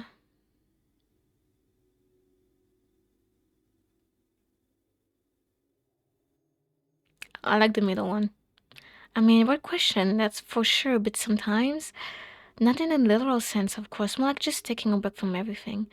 A restart, I think we all need that now and then. Evan looked in shock momentarily, but smiled. You're quite thoughtful, huh? He laughed, mainly at his observation. I am? I guess it was a bit deep, huh? Evan stopped you with a small shake of his head. No, not at all. I'm actually glad you thought about it. Shows character. He looked at him, not sure if that said character was a good thing or not. Evan rolled his eyes. It's a good thing. I like it. People that show something other than surface level, that is. He thought for a moment. I get you. People can kind of just see one side of the coin without bothering to see the other. Evan smiled. It seemed genuine. Genuine. More genuine than any smile throughout his entire date. The rain that spattered around you grew heavy, thunder cracking and the angle in the distance. The trees that once saved you from getting your clothing soaked now did little to help filter out the rain. The blanket around you both also soaking. Fuck. He does not look happy. Oh shit, damn, I didn't think it would rain. You stood up quickly, trying to block your face from the rain. Evan looked around quickly and grabbed your arm. Come on. He swiftly pulled you underneath a stone hedge that led into what seemed to be a mausoleum. You both leaned your backs against the stone wall, catching your breath, and after a few moments you turned to look at each other. You both couldn't help but laugh at the situation. Thanks. Quick thinking there. Yeah, I wouldn't want my dad to get wet, would I? I mean, I mean, in what sense? Wringing out his, wringing out his hair, he took it out of his ponytail and muttered to himself. He shook his hair out and massaged his scalp, allowing the locks to fall along his shoulders, letting out a content hum. Much better. Oh my god, you look so beautiful! He smiled at you playfully, teasing you. You're shivering. Yeah, I guess a blanket can do much when sweat, can it? He loved pulling your arms closer into your body. If you want, I can hold on to you. We could keep each other warm, just till the rain calms down enough to walk to the car. Hold me? You suddenly feel warm already. I won't let out a goof at your flustered face. Will I hold you? Come here, don't make it awkward. Evan pulled you closer into his chest. He was warm. His collar brought a sense of comfort, same as the blanket did. It almost made you relax against your will, keeping you inhaling and steady. Guys, I know he's crazy in the head, but he's so beautiful. He didn't entirely notice it before, but despite his frame, he seemed well built. His heartbeat, despite everything, was steady. He looked up at him as he smiled down at you. Better? Quickly, you turn your head away bashfully. Yeah, actually, a lot warmer now. Her gaze made its way back towards him. The way his wet strands of hair clung to his neck and curtained around his face made you blush. Getting a closer look, you looked into his eyes. They almost made you forget where you were for a moment. The way the red rings pulsed ever so slightly. It was hard not to get lost in such unique irises. Uh, um, you fell over your words, mouth suddenly dry. Something caught your eye? Or is it something on my face, Dove? Sorry. His voice was soft and sluttery, sleeping into your ears like silk. What? Oh, wait, Dove? Alan chuckled at your confused face. Dove, like a morning dove. I see. Seems so dark. To most. It's sweet in its own way, I guess. Alan brought his hand to your face and wiped away stray hair that clung to it. Your cheeks are so warm. Do you like that name, Dove? What? No, I did, but that's so why. It's just that we're so close. Alan cocked his eyebrow slightly. Not used to it? Dove? He didn't say anything. He laid out his sight, often thought he letting his hand find its way back to your waist. He simply stared off into the rain and back at you. When he looked back at you, he gave you a gentle smile, but slowly fell. You two waited out the heavy rain patiently, eventually sitting against the wall in your own spaces. He scrolled through his phone, as did you, just enjoying each other's company as the wait passed, and soon it did as the rain turned into gentle sprinkles. He checked his phone for the time and cited, "It's getting hella late, huh? I guess I should drive you back home." You looked up at him. "Shit, you're right." Amon stood and brushed his clothes off and nodded his head for you to follow him back towards the pathway to the entrance to the cemetery. "What about the rest of the stuff?" Amon glanced over his shoulder and shook his head. "I'll come clean it later on. Let's just worry about getting you home for now." He nodded in agreement and followed him down the path back to the entryway of the cemetery. Finally, back at his car, he opened the door and got in. It was like he was lost in thought. He took it as a sign to get in as well and finally settled with the sight. You were glad the rain stopped so soon. The day was getting weirder and weirder by the second. As you relaxed, he took out another thing, a long switchblade, placed it on the control panel before starting up the car. Did did you always have that? He clicked his seatbelt, looking at the switchblade then at you. Yeah? Yeah, I keep it on me in case anything bad happens. Making his way out of the parking lot, he didn't really talk for the rest of the ride. He was just thinking. His face looked like he carried regret, like a lost opportunity, but he was still polite and spoke casually for the sake of things not being awkward. You two arrived at your place and he got out of the car to watch you walk in. "Thanks for the date and dragging me home." "Yeah, of course. When was the killer, though?" You glanced down at your rain-dimmed clothes. "A little rain never killed anybody." "I guess you're right. Well, tonight was nice, Ruby. I'll let you get in nice and get settled." You smiled and nodded, turning on your heel and walking inside your place. After that, you two barely talked, just here and there, but never went any further than that, and neither did the connection. Even when you two did see each other in person, it felt as if you were looking at the perfect mask. You did push one day, or ever asking what was wrong. But when you did, he had nothing more to say other than a smile off and, "Don't know, you're just kind of worrying sometimes, you know?" And so you left it at that, ending 1 out of 4. You bore me to death. Well, fuck you. No, hold on. No, wait.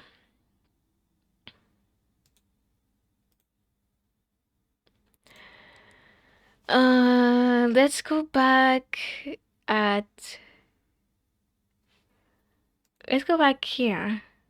Yes, let's go here. This time we're gonna pick all the right choices. Oh yeah, I love Laffy. I once smelled. He seemed to like that. Nice, nice. Know you had good taste. He chuckled. Honestly, you'd be surprised how many people will listen to it for starting or background noise. But I don't know, I find it calming. Okay, he already said that, so we're going to skip ahead. Um, Actually, hell yeah, I like how we already picked that. Skip. Take his hand. Uh, yeah, okay. Well, what would you pick?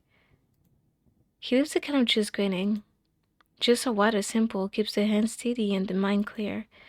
Plus, energy drinks makes my head hurt. Not exactly a fan. Okay, wait. So, juice. Juice and reservoir the label. Is this blood orange? Avon lights up slightly, clearly pleased. Okay, that's a good sign, guys. Of course, on theme, right? Had some extras when a friend was over at my place. He takes his own juice can and clinks it against yours. Cheers to sugar. Avon takes a long sip of his own drink, as do you. Okay, skip. Um,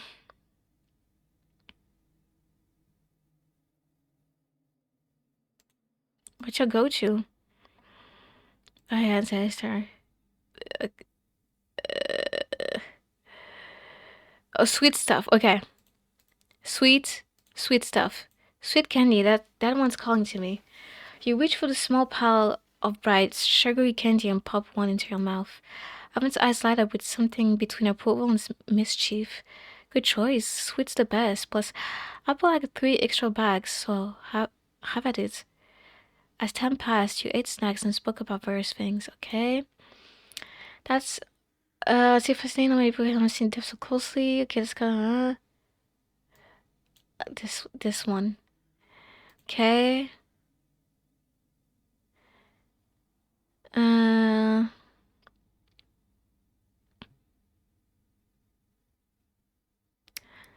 wouldn't you like to know, grave boy? Alan nearly spits up his drink and laughs amused. Did you just quote a meme? He snickers. But damn, great boy, cute. I'm flattered. She glances at him and his eyes are already on you. Which mischief there, but something else too, something searching. Strange, isn't it? What is? How nice it is talking with you. Okay, yeah. I'm normal is rated anyway. Yes. We should skip all of that, to be honest.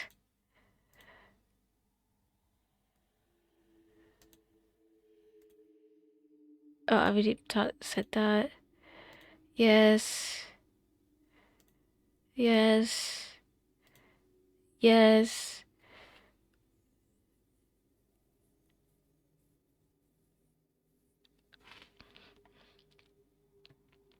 Hmm. Then that sentence you really don't hold back, huh? Interesting, not exactly surprising though. He tilts his head slightly, the corner of his mouth twitching. You say that like you figured me out. You crossed your arms slowly posture calm, controlled. He was like a two-faced rabbit animal, if you will. He seemed kind of kind and maybe at this point he changed. His smile didn't reach his eyes, however. He was so kind at the party and possibly all that was behind him now. But you weren't too sure. Some people change. Maybe I did. That's what they say after all, right? Well, you're pretty nice at the party. Helm's quietly agreeing. I put on my best behavior that night. Glad you noticed. Yeah, I get it. All people need a pack. Didn't want to push the wrong buttons. You breathed, trying to release tension. He watches you breathe like he's longing it away, amused. It's how I survive, isn't it? Most people, anyways. But you know, people change. Always have a reason. And you seem like you've changed. That counts for something. I mean, the guy at the party couldn't have possibly been the same guy you're talking about now, right? His face goes still, too still. We all have some skeletons to hide, but what matters is where we go from there, I guess. He smiles again as he watches you for a response. Ha, right. As his eyes drift away from you, the smile fades entirely. Shit, no, that was not the right choice. Back, back, back, back. Beep, beep, beep, beep, beep, beep, beep, beep.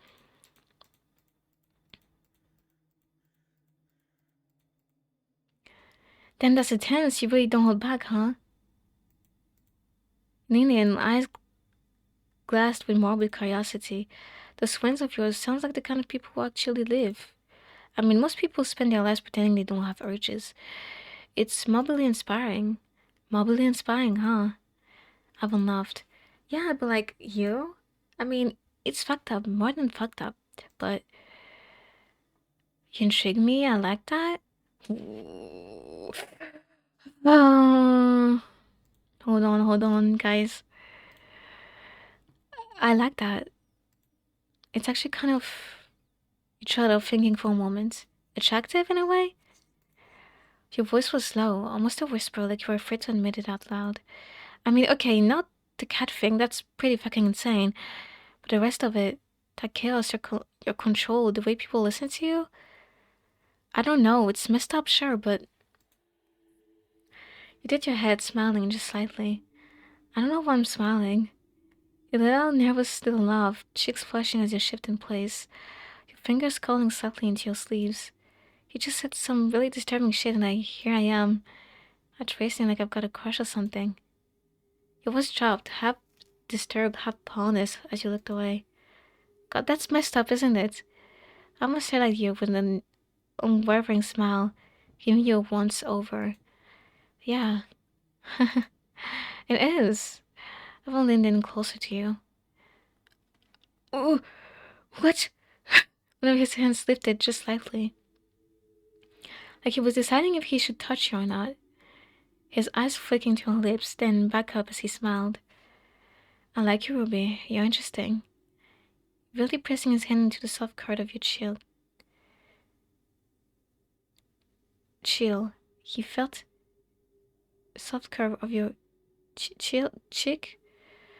He felt the slight tremble of your body through his arm. And it amused him, his lips pulling to a tighter smile and voice deepening into a soft hum. You're so scared. Nervous. Um, sir. Sir.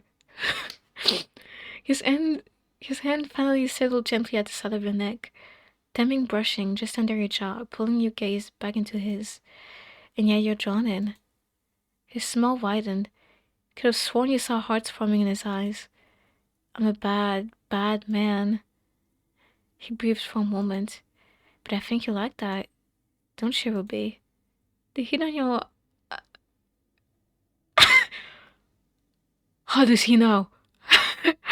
The heat on your face rose as you found yourself more inches away from his breath brushing your lips. Instinctively pulling away, you laughed frantically. Avon chuckled at your reaction and settled back into the blanket. As the breeze picked up, you shivered slightly. Avon glanced at you and sighed. Rolling his neck, he looked back at you. What about you, Ruby? How's your family and friends?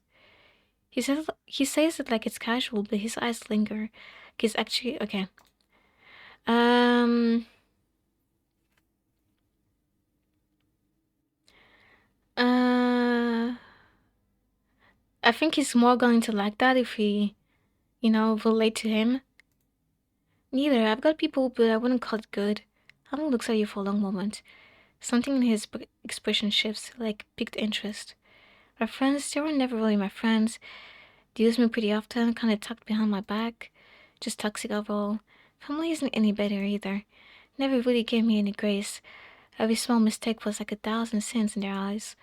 And what that was, he trailed off. He spoke softly. That's awful, really. He leans in just slightly. He doesn't mean that. He doesn't mean that at all. His hand brushing against your knee and then to your face. I can't imagine why anyone would put you through that. You just seem so genuine, you know? His gaze lingers, then drops briefly to your lips before looking away. You shouldn't have to go through stuff alone. You should have a supportive family, a friend that genuinely cares for you. He smiles warmly, brows trying to tying together softly. I could always be that for you, you know, or more if you're into that. I'm into that. 10 out of 10 on the board. I mean, this is a date, isn't it? She laughed softly, not quite expecting the warmth rising in your chest. Maybe, yeah. Kinda like to see where this leads. One's eyes gleam, pleased, not surprised, but pleased. He pulls away but keeps his distance. Of course, even if no one is there for you, I will. Promise. He shifts a bit closer, the edge of his thigh now pressed to yours. I think I like that. His end, his hand still resting on your knee, moves in slow, idle circles. He spoke quietly as if the dead could hear him, smiling gently. Good, I was hoping you'd say that. I'd always keep you safe, laughing slightly to his attention. You decide to move the topic to something more light. You both sat on the edge of the blanket, your drinks settled, okay? We're always going to smile in interest, smile in interest, smile in interest. Uh,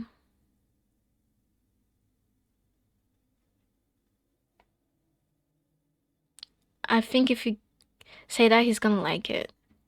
I think he likes when he meets people that are doing worse than him.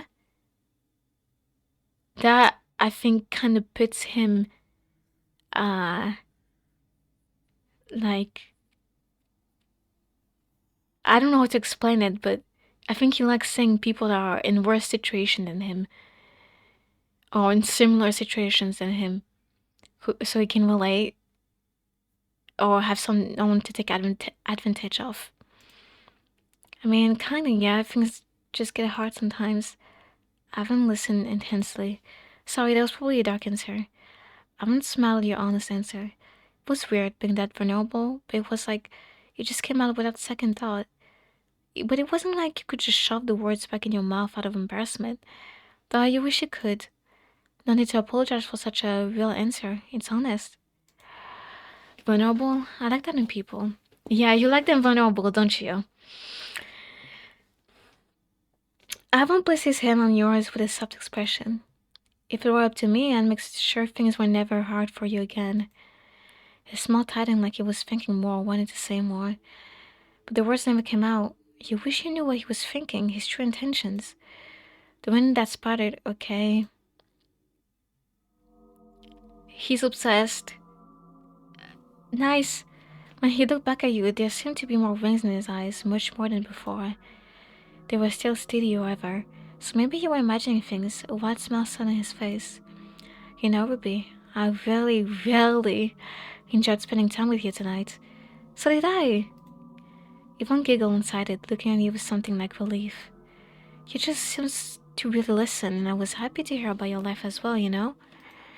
I don't get to open up much without being judged.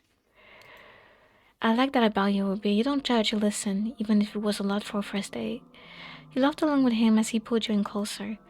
I didn't mind. It's a breath of fresh air, kind of, and you're a pretty interesting person. It was great hearing your story, even if it's a bit dark or heavy. I'm glad you think so.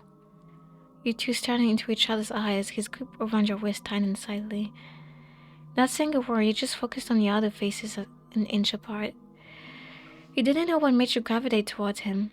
Maybe it was the mystery, or maybe you just liked standing so close to something dangerous. Your heartbeat raced. You didn't understand why, but the feeling was there. You must have caught into your thoughts because even though you weren't expecting it, it was what you wanted. Deep down, even if you tried to deny it, he seemed to know. Make out session! He gently pulled you in, making your heart pound so loud you were sure you could hear it. Then all at once, he caught your mouth in his, reckless and trembling. Your eyes shot open in shock. At first the kiss was gentle and soft like a first crush, innocent even. You melted into it, closing your eyes and letting it continue. the feeling devouring you whole. He's literally devouring us right now. But it shifted, it grew hungry. His lips crashed harder against yours, pressing your back against the cold stone. Oh wow, I forgot about this, guys. Your lips parted, letting him in. His trembling hand slid up to your jaw, pulling you in deeper. Ruby. Your name left his lips in a gasp, kiss becoming messy and frantic, bottling desperation and your obsession. His heated breath brushed roughly against your skin as the kiss deepened with his hunger, making your breath catch. It was feverish the way his teeth bit your lips, demanding further entrance. It was as if he wanted to eat you alive. When he pulled away, he was breathing hard, a shaky breath escaping him. The rings in his eyes pulsated rapidly, bright in a dim light. Holy shit! Oh my god. Fuck. You got your breath as he stared at your face. Ruby, I really like you. I really like you too, Ivan. Ivan's face darkened, the smile widened in a way that didn't settle right in your chest. Yeah? He nodded slowly, still drunk off the heated kiss. I'd like to keep you to myself. Forever. You wouldn't have to worry about a thing anymore. I'd take care of you and you wouldn't even have to lift a single finger. Ever. Each of his words passed his throat, giddy but real. The word close, closing it in you. What? The word closing it needs you. It doesn't deserve you. He chose your face at his words. Keep me forever? Like dates? No. Confusion washed over you. Didn't he just confess? No, but didn't you just say you liked me? I did say that, didn't I? That's why I'm so sorry for this stuff. I'm just simply never letting you go. Uh-oh. You tried to ask another question, but a sudden sharp pain in your back caused you to gasp for air, making your legs freeze and paralyzed. You looked below you, blood pouring directly behind your feet. Huffing and digging reflectively into the mane in front of you, Evan pushed his long switchable deeper into your spine and into your body. Dozens of questions flooded your mind as shock and fear suddenly filled your senses. You tried to scream, but as Avon pulled his blade out, blood filled your throat, choking you. Clutching desperately into your chest, you staggered and nearly fell before Ivan caught you. Shh. You're already making such a mess, my dove. Your eyes locked with his, focusing his handsome face as you gripped onto your last breath of life. His eyes pulsed rapidly at your desperation, giving him a rush of adrenaline and overwhelming love. Avon unlocked your tight hands from his shirt and held them lovingly, smiling as the life slowly drained from your eyes. He was smiling. Tears welled up as unconsciousness threatened to take you. His breath quickened as he held you, tongue wiping your tears away. You're right, I did say I liked you, but no. I feel a lot more than that. I love you, Ruby. He grinned, bringing your own heavy lolling head to his, placing a single kiss on your lips. This time he didn't close his eyes, no. Holy, he looks insane! His eyes burning tears the whole time as your life slowly slipped away, and you were nothing more than an empty husk. Pulling away, he allowed your body to drop on the ground and wiped off his lips. Looking around the entry of the mausoleum, he sighed heavily. Fuck. I have to clean this. A week had passed now, and Havan had successfully gotten rid of all the evidence connected to your death. It was part of his profession after all. What kind of criminal would he be otherwise? He got rid of everything, but not of you. No, he kept you. He planned you for as long as possible. That is what he promised, right? He kept your body cold, trying the decaying process at the morgue, the same morgue connected to the cemetery you died at. You were an amazing listener, and you just got him. One of the many things that made him like you so much. But with that, you easily let your guard down. He liked that. He liked the easy targets like you. He spoke to you at times, told you about his day, rented about co-workers, and practiced his studies, all between him completing his assigned work with autopsies and embalming to his day-to-day. There were only two cameras through the entire building, one at the front door and another where money was held. All full security, neither of which he passed through during his day-to-day, and given his time there, no one would really question the presence of another body or two. Everyone sighed as he glanced over at your body and the autopsy table. He dressed you nicely and kept you looking well, taking care of you, just as he said he would. Creepy music in the background, just like a doll. Taking off his gloves, he hold your rigid body against the wall and laid his arms along the metal table. Are you excited for tonight, Ruby? Do you think I can answer that? Of course you couldn't respond, you were dead. We're going to celebrate. He giggled and handed your hand, massaging the stiff limb from its cold state. I decided to take you for dinner. There's a small restaurant I rented out on the outskirts of town. Don't worry about any pesky cameras, they won't find you. With a gentle kiss to your hand, he grinned to himself. If they do, which they won't, you'll already be cremated and food for fish at the bottom of the lake. He giggled to himself. Imagine that, looking for a pile of ashes. He stared into your closed eyes and sighed, letting go of the cold limb. Don't look at me like that. It's not happening anytime soon. Alvin couldn't help but lean in, bringing his fingers to lift and close your eyelids. Dolly. He closed in and swept your eyes down once more with a single finger. Dolly. Oh yeah, he's schizophrenic. Oh, he's not schizophrenic. He has. We know he's crazy. He's something. He's something, guys. Often couldn't stop himself from lifting each of your arms up and swinging them back and forth, the same way a child would do to a life-size doll. With a childish giggle, he nuzzled his nose against your empty husk. He hummed at his own antics and straightened with that same sickening smile. I get the car ready. The ride was long and the car was kept freezing cold. Well, you two met it eventually, him and you. Oh well, your corpse. Wow. He sat across from you and smiled as he drank his champagne slowly. God, this is fun, isn't it? Just you and I. Not a camera inside this place. Huh? He enjoyed his food, speaking with you, asking questions. It was a truly one-sided conversation. But he smiled happily, enjoying his time with you, even if you were dead. Drinking the rest of the champagne, he tilted his head at you. Ah, Ruby, you hardly touch your food. He sat up, grabbed his coat, and pulled it over his shoulder. Walking over to your side of the table, he leaned over to your ear and whispered as if you could ever hear him. But it sounded like you ever could, huh, Ruby? He grinned, eyes pulsing maniacally. He wasn't delusional, of course, he knew you were dead. But he fully intended to make every moment that much more fun for himself. You really are like a doll, Dove. He giggled, eyes becoming half-lidded as his nerves calmed. Come on, let's go home. Ending 4 out of 4, I love you to death. Okay, so hold on.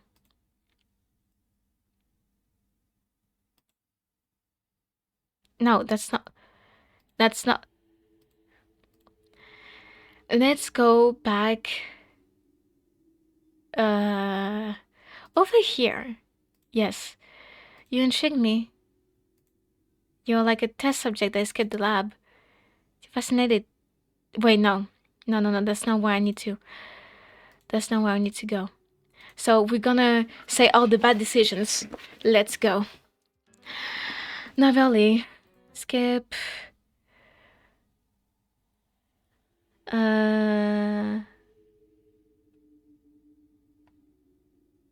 Navelli.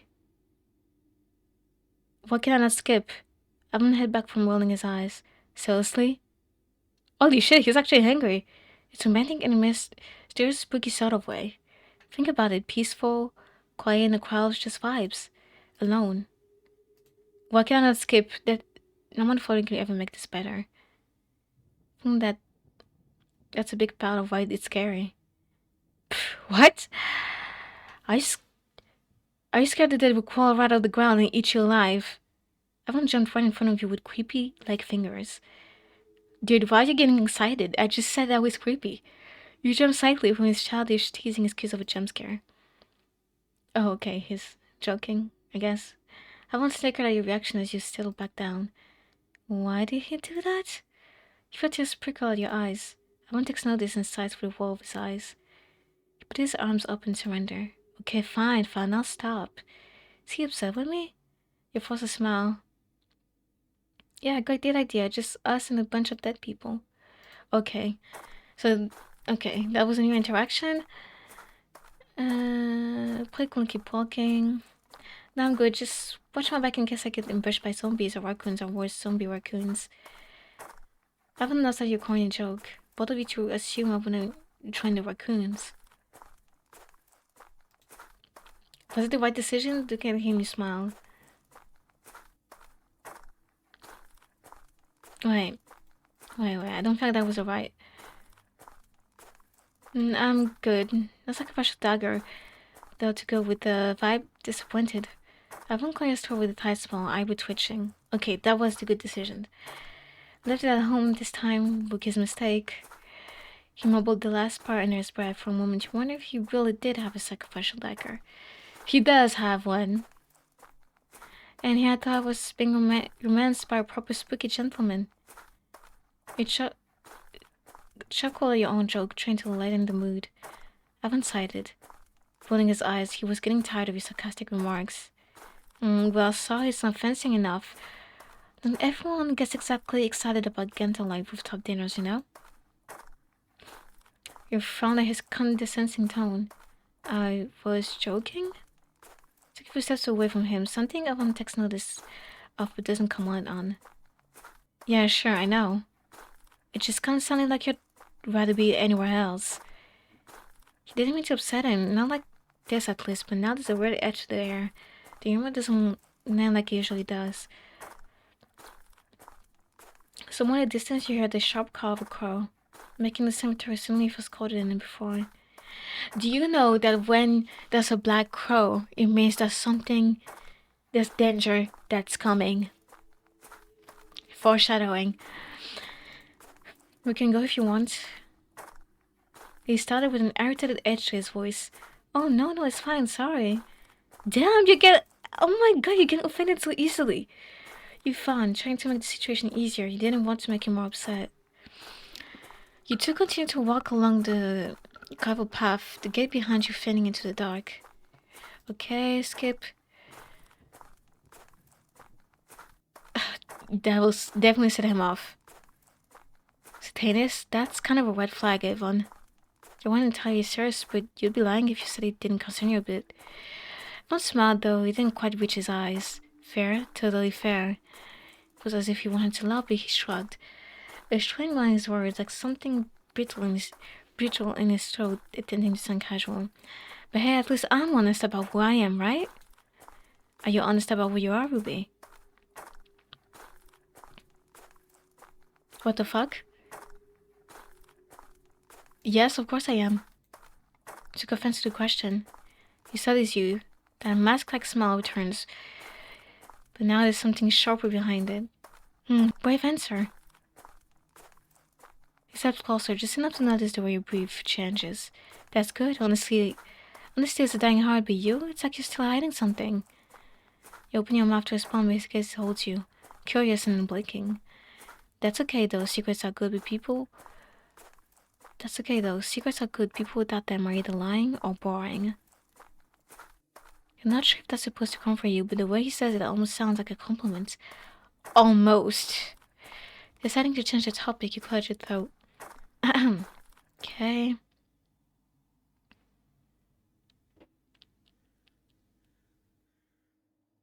So he said he had jokes of water, so we're gonna pick soda. Soda, classic choice. Which for can you pop the tab? the fist crackling between you. Sometimes it just hits the spot. Evan watches you with a playful smirk but doesn't reach for one himself. Instead, he goes for the juice. I like it every now and then when the vibe is right. Evan takes a long sip of his own drink, as do you. Ah, that hits the spot, okay?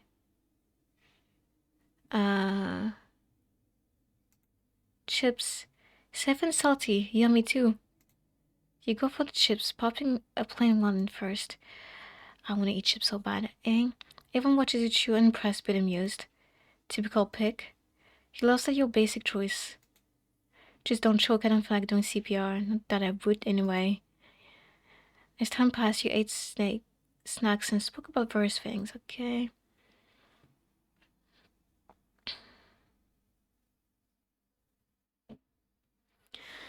To be into, not gonna lie. Okay, that's kind of a weird thing to be into, not gonna lie. One small stayed, but the temperature dropped with it. His eyes locked on yours just a little too long. Word isn't always bad, Ruby. But I get it, most people don't like looking too close at the things that makes them squirm. It's human nature. He breathed out as if for his intention, even if they see a bit of themselves in it. He wasn't exactly sure what he meant by that. Yeah? Okay.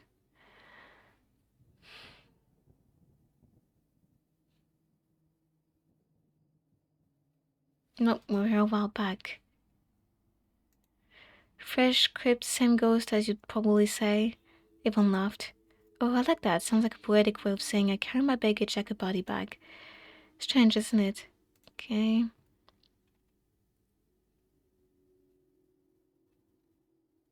Do you want to be normal? Yvonne tilted his head, caught off guard, not by the question, but by how seriously you're asking it. I used to. When I was younger, I was so desperate back then. So you give up. Yvonne laughed silently. Maybe it was easier that way, but hey, I'm damn good at it. I'm damn good at hiding it. Okay. Can we skip that part?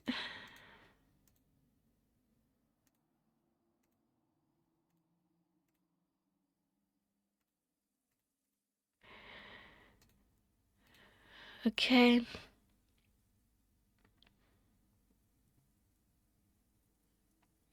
Okay, so I'm gonna say what the hell is wrong with you. I got lucky before good. Evan laughed, but it was Titan forced. Well, Ruby, perfect family, perfect friends.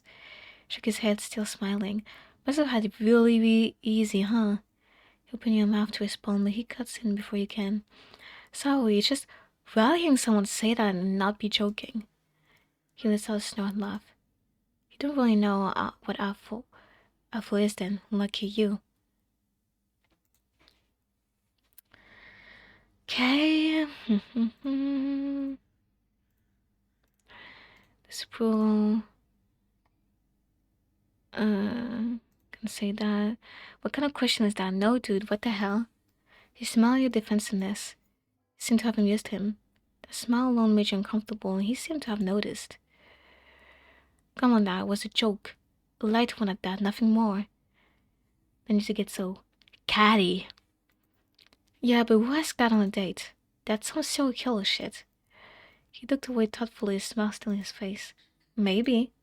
The wind that spotlight around you grew heavy, tender cracking angrily in the distance. I don't know how to speak. The trees that once saved you from getting... Okay.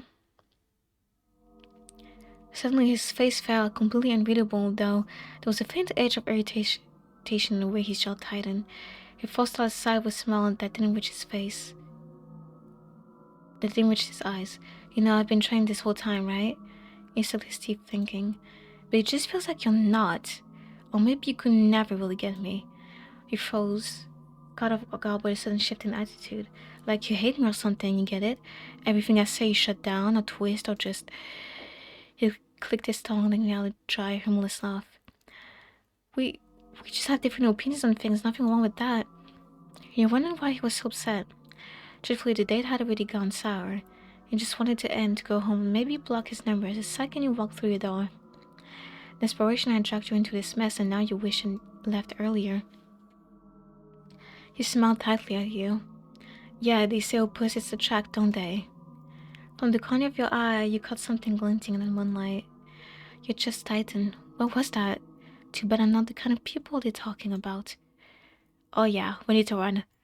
Catching a glimpse of the light, catching a glimpse of the glint, you instantly stumbled back as it made its way towards you. Avon's face turned irritated, no angrier, as the rings in his eyes pulsated rapidly. She glanced down at what he was holding, recognizing it as a long switchblade. What the fuck? Your heart hammered rapidly in your chest, breath becoming uneven and jagged. What the hell is going on? Avon's chest rose and fell with adrenaline as his once angry face twisted into a manic smile. Waiting no longer, he lunged at you, making you roll out of the way into the rough stone pavement. Damn it! Hearing Avon's sharp snarls of frustration, you scrambled to your feet and bolted outside the mausoleum. Run, girl, run! You ran through the maze of trees and tombstones, your breath ragged as the cemetery swallowed you whole. Heavy, rapid footsteps padded after you, dodging the gap. Oh, you really think you can run from me? His voice was low and loud. You tried desperately not to slip, but every muscle screaming at you to keep moving. Your mind spun with 1,000 thoughts, each one sharper than the last. You shouldn't have gone on a date with this guy you barely knew, especially not at night. You should have told at least someone where you were going, but no. Now the only thing you wanted was to curl up into a hole and cry. Instead, you pushed your body forward, forcing your way through the infernal graveyard in a blind attempt to find the exit. You thought you remembered what it was, but even if you made it out, then what? He had a car, you didn't. You couldn't outrun him all the way back to town, could you? The city wasn't far, not really. You were in the middle of Denver, for fuck's sake. But the nearest major buildings were half a mile away, their glowing windows hidden. Their glowing windows hidden by distance. Smaller shops, side streets, parks. They had to be closer. If you were lucky, you must stumble into anyone. But was it too late? Would anyone even be out at this hour? He looks so fine. Go on, keep fucking running, Ruby. I hope you know I'll find you. Like I always do. What do you mean like you always do? Like he always does. What did he mean? That he did this to other people? It's actually cute how desperate you are. His voice swung into a high giggle, voice rasping between breaths. You're pathetic. You spoke like it was all a game to him. Maybe it was. He sounded way too happy for it not to be. And the way he smiled at you before you went sent shivers down your spine. You thought fast, finally approaching the exit. Where would you go? You couldn't just run down the road. You had to go where he couldn't see you. The trees, you could go through the trees. You made a sharp turn as you exited. Standing Avon for a second as he looked around for where you could have gone. This gave you time to sneak into the trees that surrounded the cemetery and make your way towards the city. You ran through, hoping that the rain would fill your footsteps. I know you're somewhere in here, Ruby. He laughed with glee as you heard the crunch of his own feet from a distance. Come on, don't hide. We're cooked. We're cooked. We have nearly nothing. He has a car, knife. He has bad intentions. We're cooked. You stopped running and stood paralyzed in fear. Every nerve in your body screamed to turn around, just to see how far he was. You forced your eyes forward, scared that single action alone will make all your efforts go to waste. So you kept going, but slowly. You met slow footsteps, shoes crunching between twigs and leaves, towards what sounded like a busy street. You made good progress, too, hope filling your chest as you inched closer and closer to safety. Occasionally, heaven would taunt you, his mere presence making you feel dizzy. Just wished it was over. The street wasn't too far now, just 3 yards or so away, and... Ah! You writhed in pain as you fell into a drop near what looked like a small pond and crushed truck. You fell on a branch and clutched your back in pain as you cried out, the stream of water filling miserably and muffling your sounds of pain. You wondered if Avon heard you. He definitely heard you. But you didn't hear anything, hopefully not. You lay there for a moment, taking in your surroundings, catching a glimpse of a path that led upward to the busy street just ahead. All you had to do was just get up and get to the road. It was so close now. Safety was so close now. Trying to stand, you winced in pain, your ankle throbbing from your all.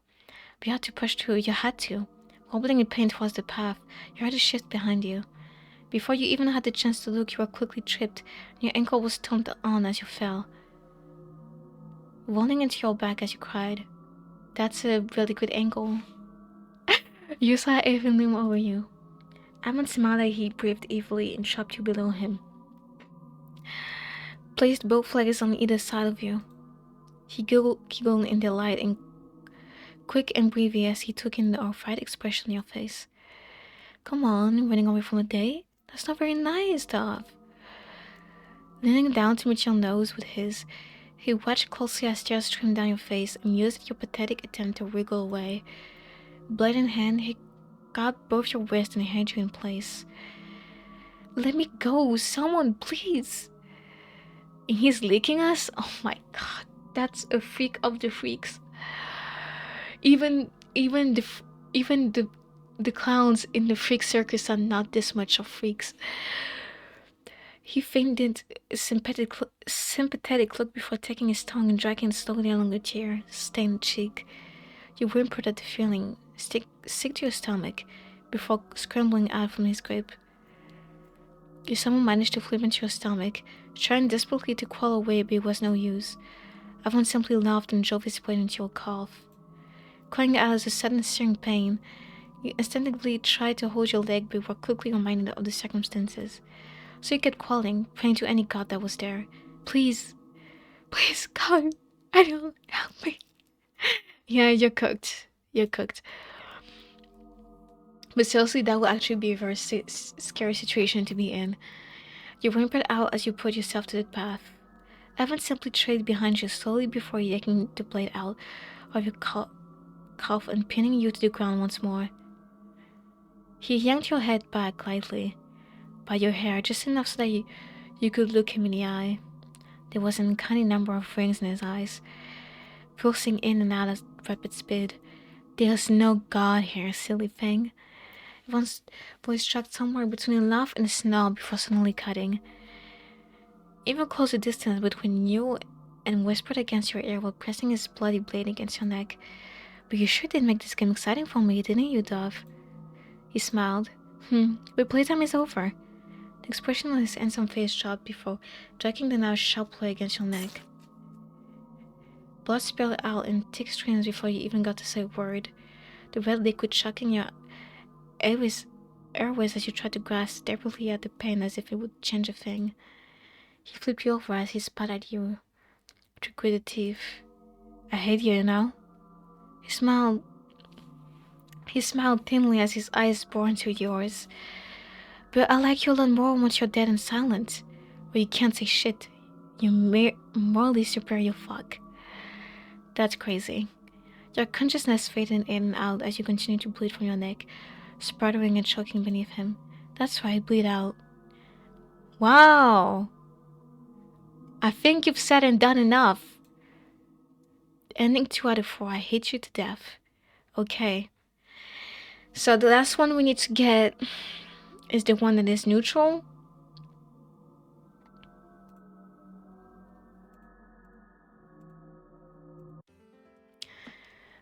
So yeah, love, skip.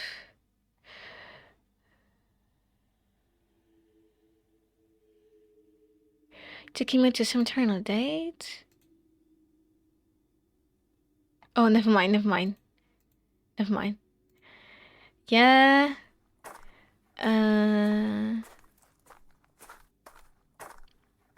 Take his hand. We're gonna do positive and also neutral stuff at the same time. I think that's how we can get the neutral ending. Like,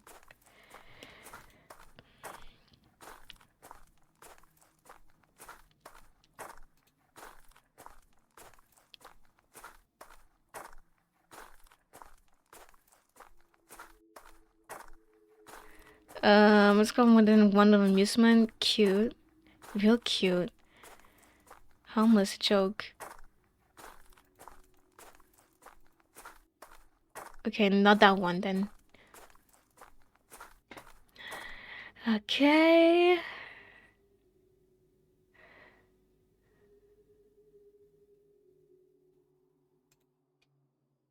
Gotta stay hydrated. Reach over and grab a bottle of water, twisting the cap. Can't fall into a grave from dehydration, right? Evan smirks and lifts his own water bottle and mug toast.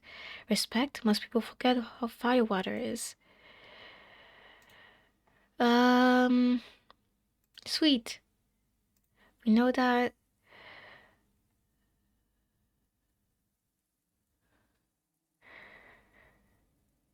I'm gonna say that one.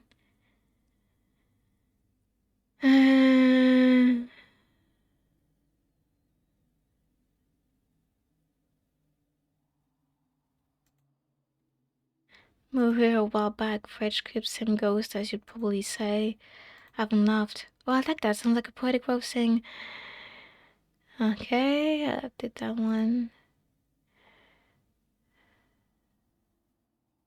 This is neutral. I don't think it's so bad and normal is refreshing. I don't think it's so bad. Normal is refreshing. Your eyes softened into a gaze, lips curving ever so slightly. Alvin blinks at you, almost suspicious of your kindness. He studies your face as if trying to find a joke.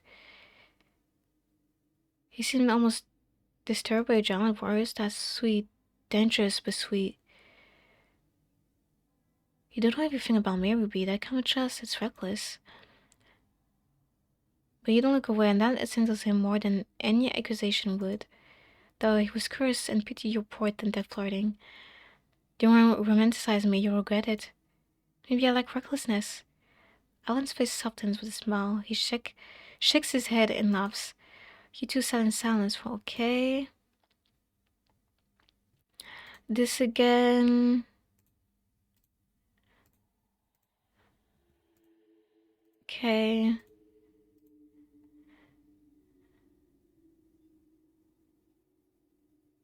Interesting. Not exactly surprising though. Friends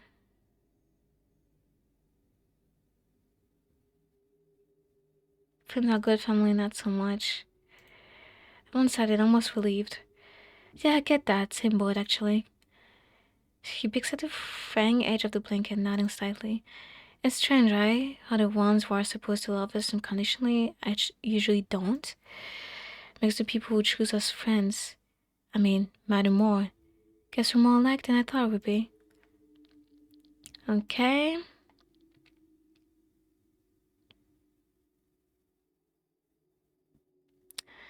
For this one, I think I'm gonna do this one. Then I'm gonna do this one, and then I'm gonna do this one.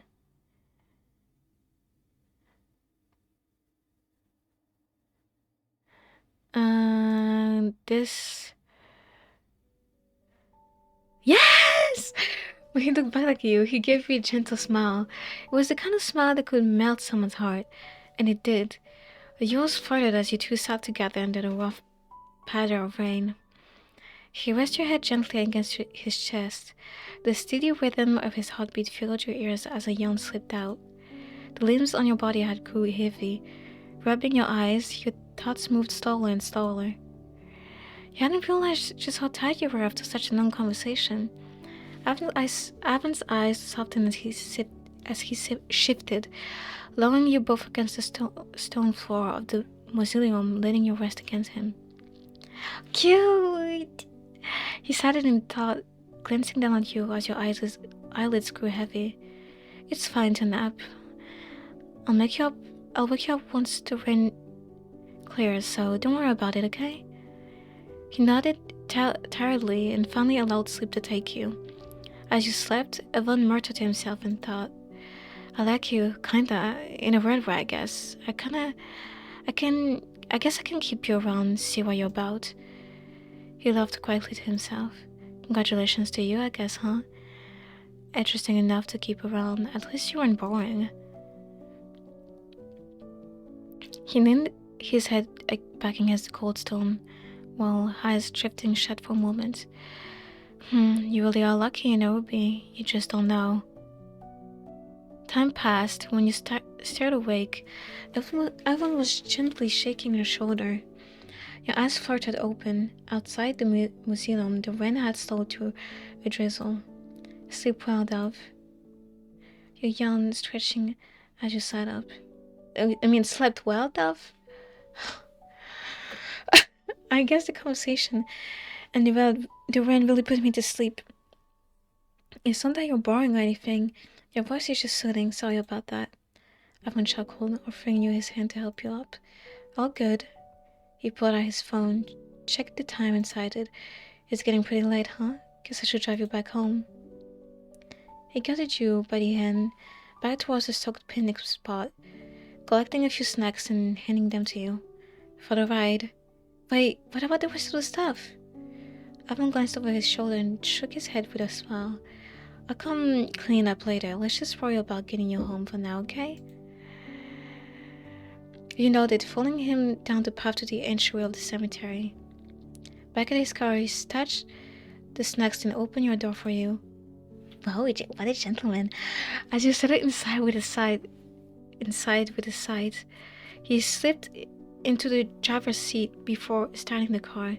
He pulled out a long switchblade and placed it casually on the control panel. Your eyes widened in shock, slightly at the side of the blade. Did you always have that? He buckled his seatbelt, glancing between the knife and you. Oh yeah, keep it on me in case anything bad happens. Out of habit, really. He laughed nervously, trying to poke fun as he started the car. Why, did you think I was some serial killer here to take your organs or something? Evan gave you once over and let out a short laugh as he pulled out of the lot. You? Not in a million years. You giggled as the car rolled down the empty streets towards your house. The ride was full of chatter and jokes as Avon held your free hand in his. Oh, wearing small circles on your head was... That is... God, this is the best ending. This is literally the best ending. Before long, you stood outside your place. Evan got out too, grabbing his jacket and leaning against his car, to which as you walked up to your door. Thanks for the date, and for driving me home. Evan grinned playfully, rolling his eyes. Of course, of course. Sorry you got wet, though. You glanced down your damp clothes and shrugged. A little rain never killed anybody. I guess you're right. Well, tonight was nice, Ruby. I let you get inside and settle. He nodded with a smile, turning on your heel, but before you could step away, his hand caught your wrist, gently turning you back around. Before you could ask what was wrong, he leaned down and put a small kiss on your cheekbone before pulling away with a fond smile. Thanks for the date tonight. Have a good night, Dove. You stammered, cheeks hot. You too. Blushing, you watched him head back towards his car, but before getting in, he glanced back at you with a small grin. Until next time? You smiled and nodded quickly. Yeah. He waved you off and you slipped inside, shutting the door behind you. You smiled to yourself. The date wasn't half bad. It looked creepy, sure, but not half bad. Ending 3 out of 4. Until next time, that is the best ending ever. Hands down, the best ending. Thank you for playing Dead at the Cemetery Chapter 1. Okay. Yes. Okay. Well. Honestly, really good game. I absolutely love the writing of Avon. He's a really messed up character. He's also very interesting. I like the way he reacts to some things. How his emotions are depicted, described. I really like it. It makes sense. I really like it. I love it. I love the concept. It's really unique.